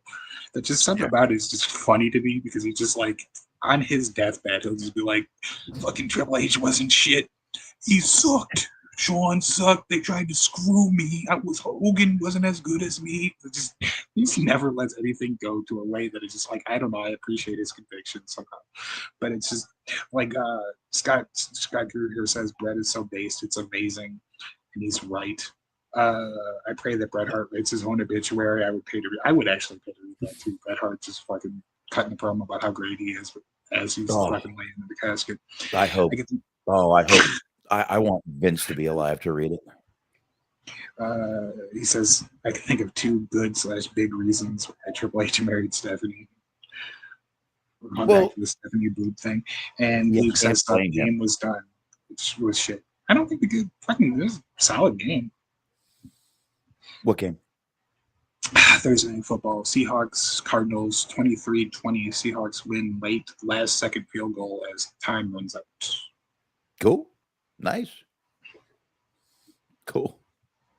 But yeah, I don't know. There's something about Bret just like being so resentful to motherfuckers, and it's always just the same motherfuckers over and over again. It's just Goldberg, Shawn Michaels, Triple H, Vince from time to time. I like that Steven said that Undertaker should induct Stephanie, just kind of, from that first angle where she was tied to the symbol. He did crucify her, but I don't know. I mean, Bret Hart, just every time we talk about him, it's just him trashing someone or not liking something or the workers of today can't work or this or that. Here's an idea, folks. Let's stop giving Bret Hart a platform to bitch.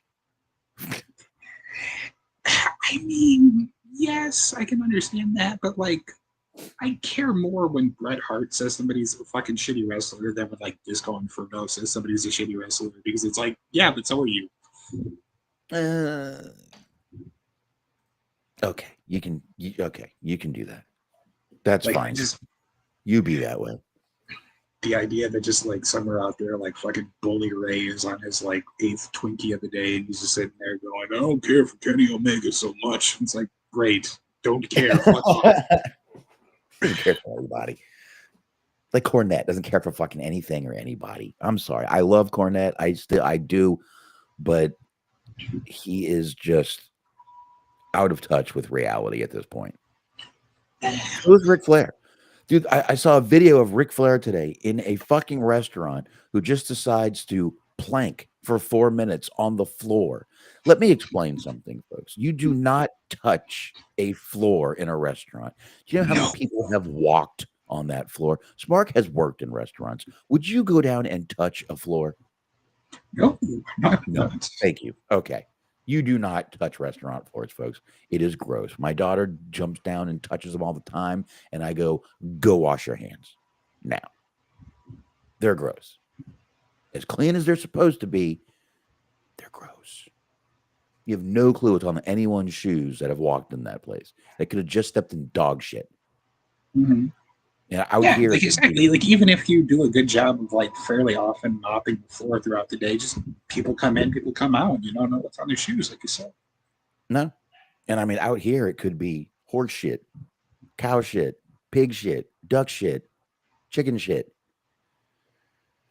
You never know out here. I just the second whenever she does it, I immediately tell her to go wash her hands, and she does. She understands why. I've explained it to her time and time again. So, ooh, this is a fun. Okay, this is the ultimate. Would you rather? By ultimate, I mean just good enough for right now. Would you have rather worked at the fucking Shawnee's that Scott Steiner was a manager of, or would you rather work at this whatever restaurant this is where Ric Flair comes in every day, fucking drunk at 2 p.m. and planks for 4 minutes? Oh. Probably the one Ric Flair is drunk doing planking. Mm-hmm. At least I can get a good laugh. I got a feeling Scott Steiner would just kick my ass. Yeah, actually, it probably is the Ric Flair one. Like, other than just occasionally being able to like get Scott Steiner to tell you how much he like hated Hogan or Triple H, like that's pretty much where the fun begins and ends. With Ric Flair showing up to your job drunk every day, it's got to be fun for at least a month or two. Yeah, I'm not the best with authority, which is why I have the job I have. I am not great with authority, and honestly, I'm trying to get my own company rolling a little bit if I can. But I'm just not great with authority. I'm not great being told what to do. I've been in this business so long, I know what to do. I've been in this business since I was 15, so I know what I'm doing pretty much. I do like packaging because something new comes out all the time, and I love that. I love learning about new stuff, and it's a cool little crazy little business. But anyway, Smart, something we talked about before we took our little week off was Raja Jackson. We all know what happened. We all know what happened, Smart, with him and Psycho Stu. But David Otunga has jumped in since Raja Jackson did actually get arrested last week. David Otunga has jumped in. Now, let's not forget David Otunga, former WWE star, but he is also a Harvard lawyer. So when he says something, I kind of tend to believe it more than just, like if Tommy Dreamer said this, I probably wouldn't care. It's all I'm saying. But David Otunga is a lawyer, and he's talking about what could happen to Raja Jackson. Everyone's saying he could get 4 years minimum just for what he did. But David Otunga brings something up that not a lot of people are talking about. There is a extra law, not an extra law, a penal code that no one is mentioning, and David Otunga decided to let us all know about it. So if you give me a few more seconds, this video's loaded. So here we go. Let's play this David Otunga video real fast. 4 years could become 7 for Raja Jackson. Why? California's GBI enhancement, great bodily injury. Right now, Raja is charged with felony battery with serious bodily harm. Now, that carries a maximum of up to 4 years in prison. However, California has a GBI enhancement. So if the victim suffers major injuries like broken bones, severe trauma, or loss of consciousness, Psycho Stu, prosecutors can tack on an extra 3 years automatically. So in this case, we know Psycho Stu was knocked out cold from the slam. So that takes the sentence from 4 years max to 7 years in state prison. Now that's the kind of add-on that changes everything from plea negotiations to sentencing.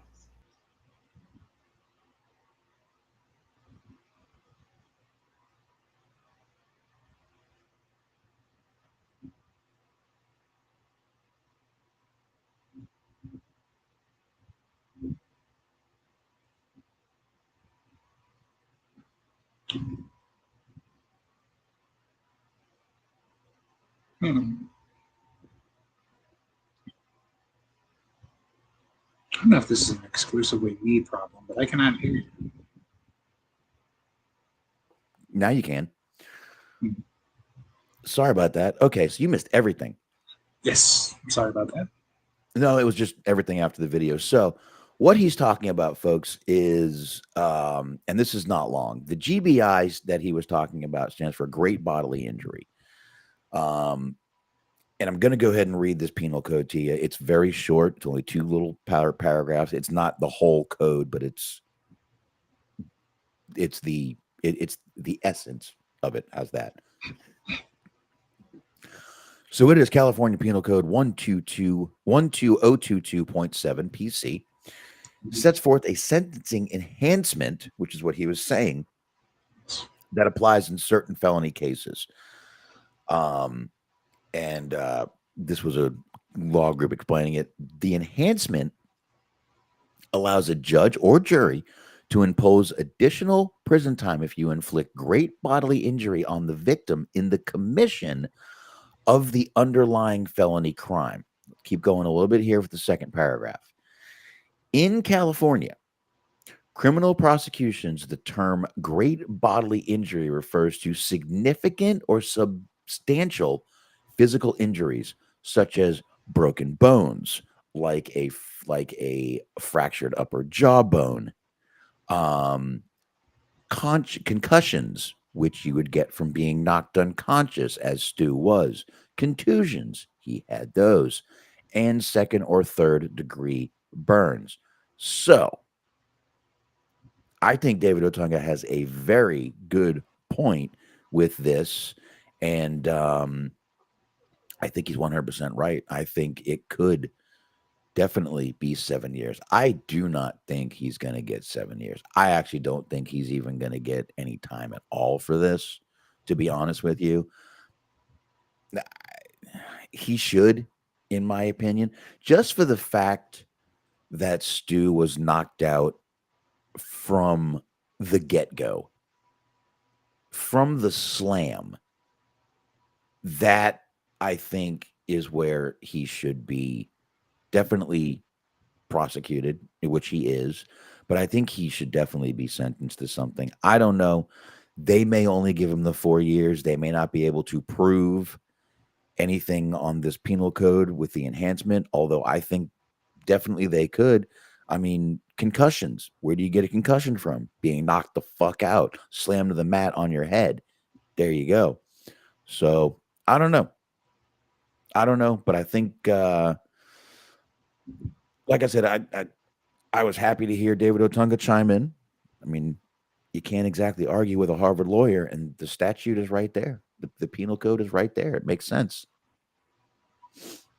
So what do you think, Smark? You think he gets charged? And if you do, you think it's 7 years or less? I don't think it's going to be 7 years. However, what I will say is that I think that the penal code would be a great name for a gay bar. That's about all I have to give you at this point. Because I just kept hearing the penal code over and over again. I was like, you know what? If I had some money. Oh, God. If I had some money. But no, I mean, like, Woo. at first I was with you. At first I didn't think he was going to get any time, but the more this goes on, like, it doesn't look good for him. And like, I don't know, I feel like he should get some time. Like, I don't know if 7 years is too much or not enough or whatever. He did what he did. Like, he basically tried to kill him. And like, I feel some level of sympathy for him just based on like the different things that I've heard about, like, because like Rampage, like apparently Rampage, his mother didn't want him. Like Rampage stepped in and took care of him, but also Rampage being a fucking hyper masculine dude had expectations of him that he kind of, it seemed like he struggled to live up to. There was like an interview of Rampage saying that for his Asian kids he had fucking tuition saved, and for his black kids he had fucking bail money saved. So it's just like, ugh, that's fucking terrible. And then there was like just talk of like him just like fucking like basically harassing him for having any interest in wrestling at all, which is also ironic considering he was in TNA, but all that shit. It was kind of weird. I believe this is Luke says he checks every box but the burns and gunshot wounds. Yes, pretty much. As we said, it is broken bones, yes. Concussions, yes. Gunshot wounds, no. Contusions, no. Second and third degree or contusions, yes. So he hits 3 out of 5 on this, which I think could be grounds. Now you got to remember, if you get 7 years, you don't do 7 years if you're acting good. You're not going to do it. He'll probably do 4 to 5, even if he gets 7. If he does 4, he might only do 18 months if he gets 4 years, 18 to 2. If he gets 4 years. So either way, he is not going to do a lot of time. I don't know. And I totally agree once again with Luke here.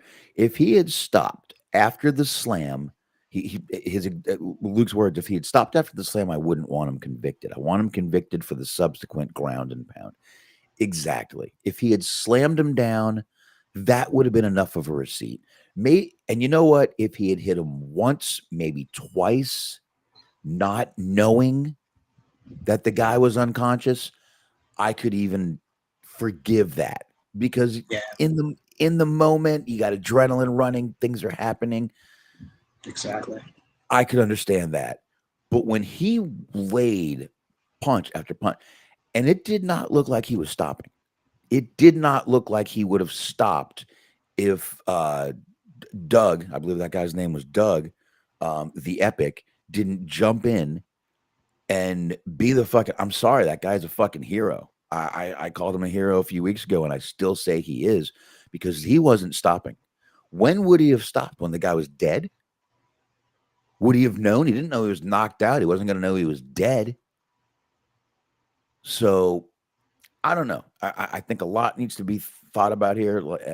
Intent needs to be thought about, which I'm sure all was thought about before the arrest was made. They don't just make arrests and hope they can convict you. That's not how it works. Especially someone with of this kind of stature. You know what I mean? They're not just going to arrest them for no reason. So I agree. If he had stopped after the slam, or maybe hit him 1, 2, I could probably even say 3 times, maybe. But you just got to be, you really got to think, what was he thinking? When would he have stopped? I don't know. Stu should be thanking the shit out of that guy, the Epic, because he probably did save his life. And he even said in that video we played, he thinks he saved his life. I agree with him. I still agree with him today.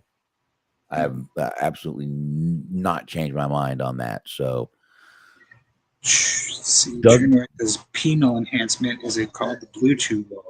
And Scott says he's going to get probation watch. It's called Connor's Law. It's Conrad's Law. That's what it's called. Irish State says he's going to get 4 years probation, 250 hours community service, order to pay medical bills. I definitely see the medical bills being paid. I'll tell you the truth. If Rampage had any remorse for what his son did, he would jump in and pay those bills immediately. I wouldn't even make the guy ask me. I would say, call the hospital, send the bill to me. You don't worry about that. For whatever it's worth, do keep in mind, like you said, it happened in California. So like how they handle things is a little bit different than say if it would happen in Texas. Well, yeah, but still, if I'm still saying though, if Rampage had any sort of class, he would call up and say, "Get that bill to me. I will pay it," and then come after your son and say, "You fucking pay me back." But that's what I would do. I would definitely, I would do that. I don't know, but I definitely think he needs to do a little bit of time. And as you know, even if he only got 4 years probation, I don't think that's going to happen, man. I'm telling you, I don't. I think if he gets any time, it's only going to be a couple of years, but I do think he's going to get some time. I hope he does. I'm sorry, man.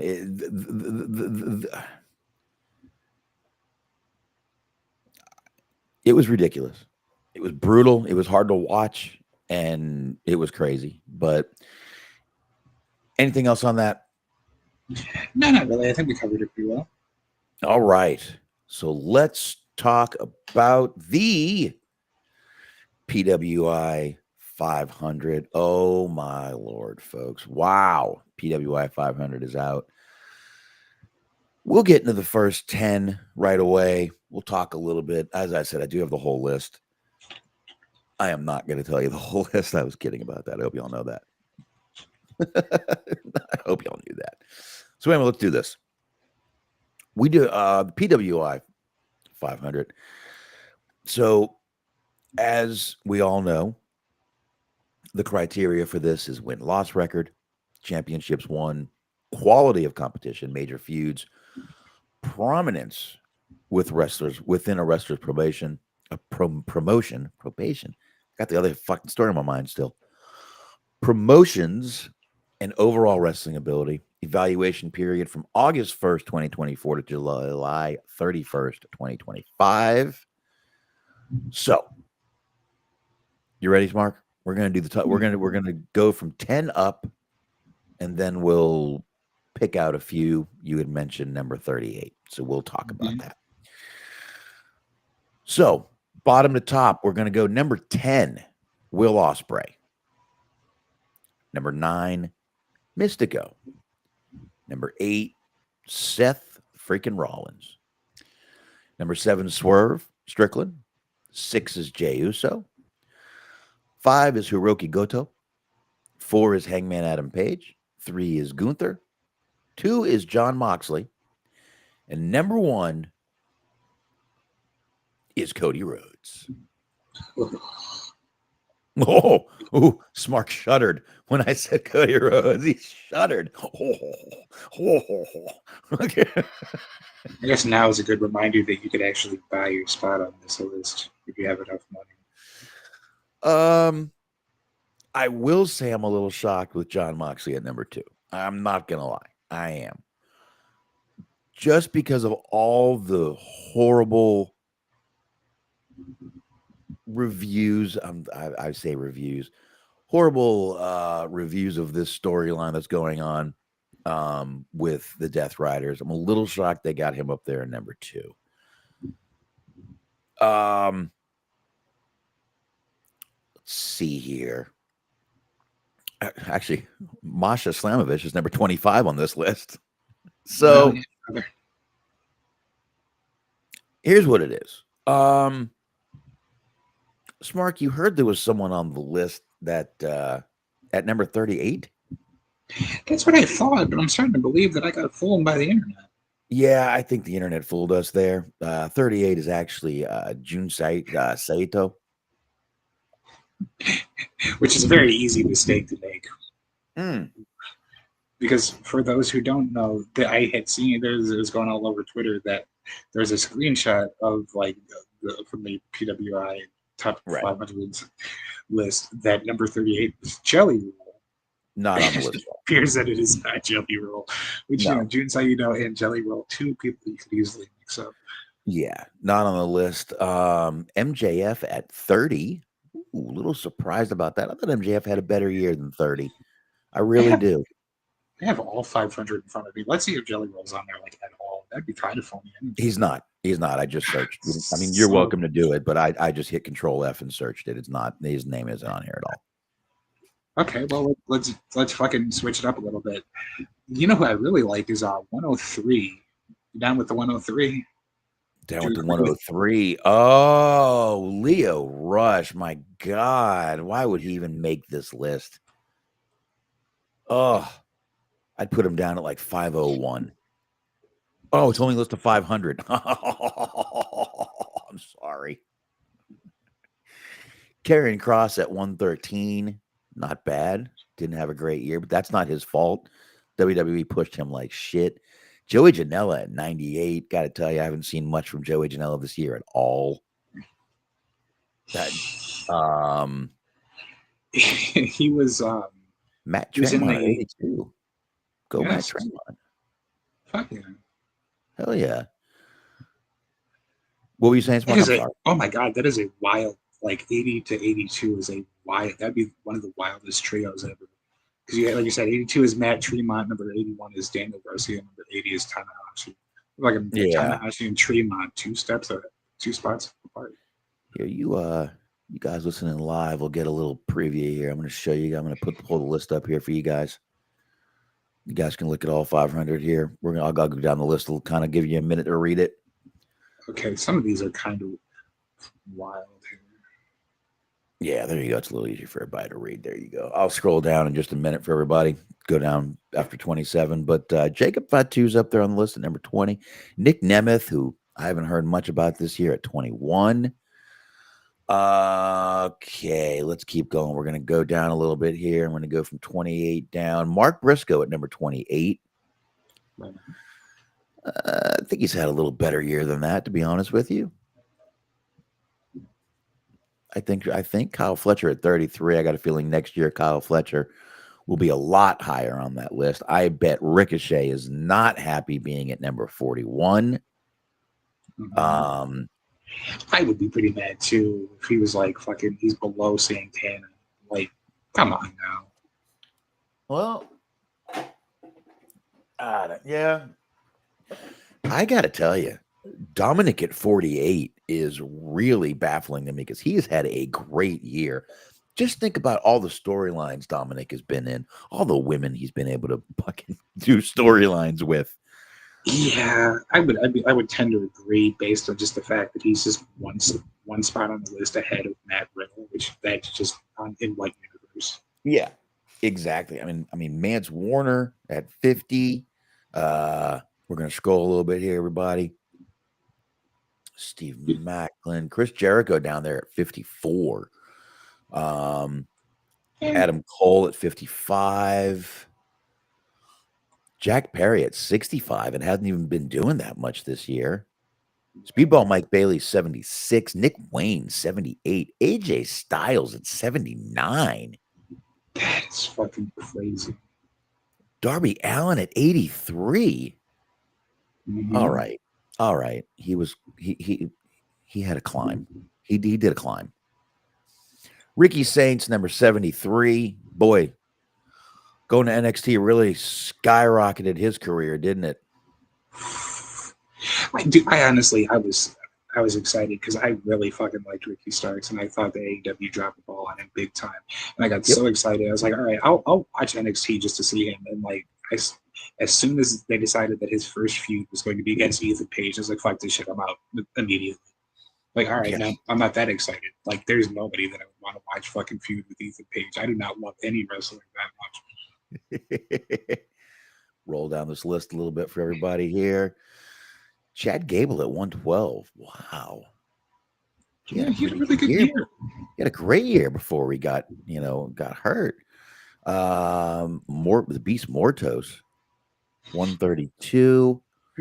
You know what is funny though, to double back real quick, they had Leo Rush at 103 and Sammy Guevara at 104. Like, they take the wrestlers that we hate the most and put them back to back. That's fucking phenomenal. Well, other They than do. Cody, I hate Cody slightly more than Sammy, but I don't like Sammy that much either. Brody King at 155. Come on. Andrade at 156. Andrade once again gone from WWE, everybody. Just so everybody knew. I'm sure y'all knew already. Oh my god, fucking one spot ahead of fucking AJ Francis. That's not fair. That's not fair. TJP at 164. Frankie Kazarian at 160. I haven't even heard of Frankie Kazarian in a while. Last I saw Frankie Kazarian. I saw Frankie Kazarian. Last time I saw him was on a video for ODB's barbecue truck. Hell yeah. She's doing great with that truck, man. They had a whole video of her, Frankie Kazarian, and someone else, and they were literally going through the truck. And man, she's got a fucking set up in that fucking truck, man. That's awesome what she is doing. And she's got pretty much a spot where she goes every day, and they do what they do, and they also travel to like events and do stuff. But dude, they were cooking that food, and through the fucking computer, I was ready to jump across the fucking screen and grab some, man. That shit looked good. Who's Caveman Ugg? I think he wrestles in CMLL. Okay. Our Truth at 198. Go fuck yourself. Let's see. Who do we have here? PCO at 212. I still like PCO. We're getting into some names here that I haven't. Bronson Reed at 231. Ooh, WWE probably not happy with that. All right, folks, we'll go from 232. Let's see. Who else do we have on this list? Dijak at 246. Wow. EC3 at 261. Where's he been? God only knows. Maybe. Not sure he does either. All right, we're going down this list a little more. Everybody still sees this list, right? There we go. Fuck yeah. Willie Mack, 273. I like Willie Mack. I do too. I haven't seen much of him this year either. I think he's in Ring of Honor. Okay. Good for him. Good for him. AR Fox at 291. Oh my God. Let's see. We're going down. Evil Uno at 297. Paul London. Has he wrestled this year? I haven't seen him. I had no idea. Well, he's listed as like non-applicable for the previous year, so he probably was like gone for a minute. Maybe Ben Bishop, 304. Folks, if you're not following Ben Bishop's reels on Facebook, you're missing out on some funny stuff. He's pretty funny.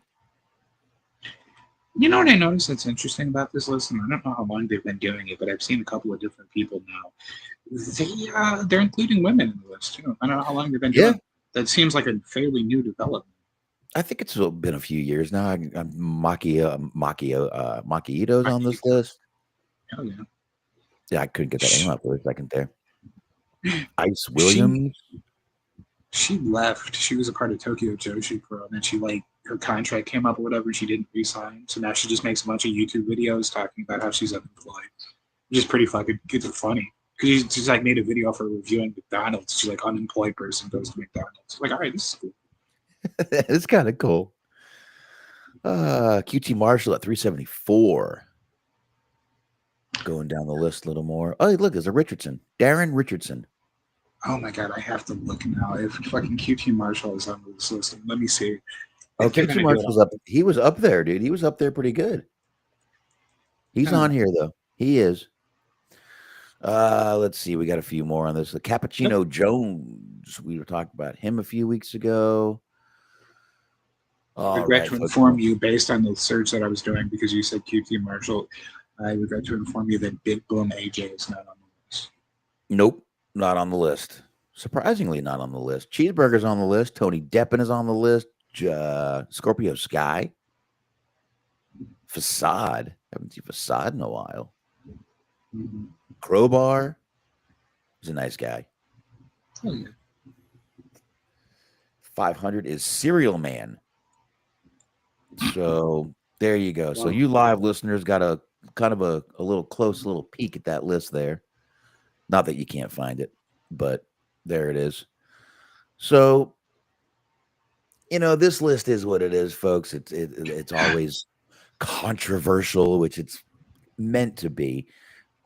Is Pat on the list? I don't think he is on that list. No, did not see him. Who I did see at 396 was Real One, aka Enzo Amore, hashtag consensual penis. Yep, he's on there.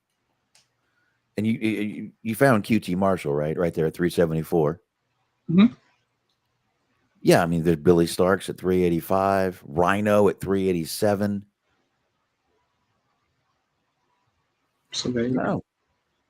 No big boom AJ, you're right. Thank God. No big boom. No boom, no bang, no bing. So there you go, folks. I think we've pretty much knocked out everything, but that wasn't a horrible list. That wasn't that bad. Anyway, though, I think we've gotten into pretty much every topic we can, and a couple I didn't expect to. I did not expect to talk about Jimmy Kimmel. I really didn't want to be honest with you. Nope. Nor did I. I didn't, but I mean, like I said, I said what I said and how I feel. I feel we need to stop when something bad happens. We need to stop trying to figure out first things first is which side. It's stupid. I don't like it. I think it's a flaw with what's happening right now, and it ain't good. Did Pat wasn't on there, was he? Pat McAfee. He was not. Nope, No, Pat McAfee. I didn't think so. But anyway, folks, we will be rolling back up here next week, and we will see you then, 9:30 p.m. Eastern Time, Thursday night, and right here on YouTube. So there you go. No more tits, right? That's right. But since you did mention it real quick, we did have our last episode last Tuesday. So if you want to go ahead and check out our final episode, check out the Totally Inappropriate Team Sports YouTube page. We had basically everybody on. We had Dirk was on, G-Wiz was on, basically everybody who was a part of the show who had the opportunity to join us did join us. Unfortunately, Bobby couldn't make it. We love you, Bobby. But yeah, so go ahead and check it out. We played some games. We bullshitted for quite a while. We had a good time. There you go. So there you go. Check that out. And folks, I've got in the description for the show, I actually have their link right there. Check out their archives. I'm going to leave it up there. I'm not going to take it down. There's no reason to. So, because they have plenty of archives you guys can check out over there on YouTube. So check those out while you're there. And like I said, we're going to be back next week. Hopefully we'll have plenty of wrestling news to get into. I'm sure we will. And there you go, folks. Anything else, Mark? Anything? That's going to do it. No, nothing. No politics. No politics or anything to talk about. Nothing. I think we're good. I think we're good too. All right, folks. Y'all have a great weekend coming up, and we will see you back here next week. Wait a minute before we go. What was this? What was this? Luke said we may do Super Bowl watch-alongs or draft watch-alongs in the future. Yeah, tentatively, the plan is to reconvene for the Super Bowl. But, more or less just kind of special occasions like that, just a Super Bowl or a draft. But other than that, we are done. So. All right. Well, we'll keep up with it. I'll keep asking about it, and you keep telling me about it. How's that sound? Yeah, I'll be sure to mention it, when we do have upcoming shows, streams, watch-alongs, whatever the case may be. All right. Cool. Chat room. Thanks for coming on in. Thanks for joining. Stephen Butler, I hope I didn't make you mad at all. You're a good dude, even if you are from Canada.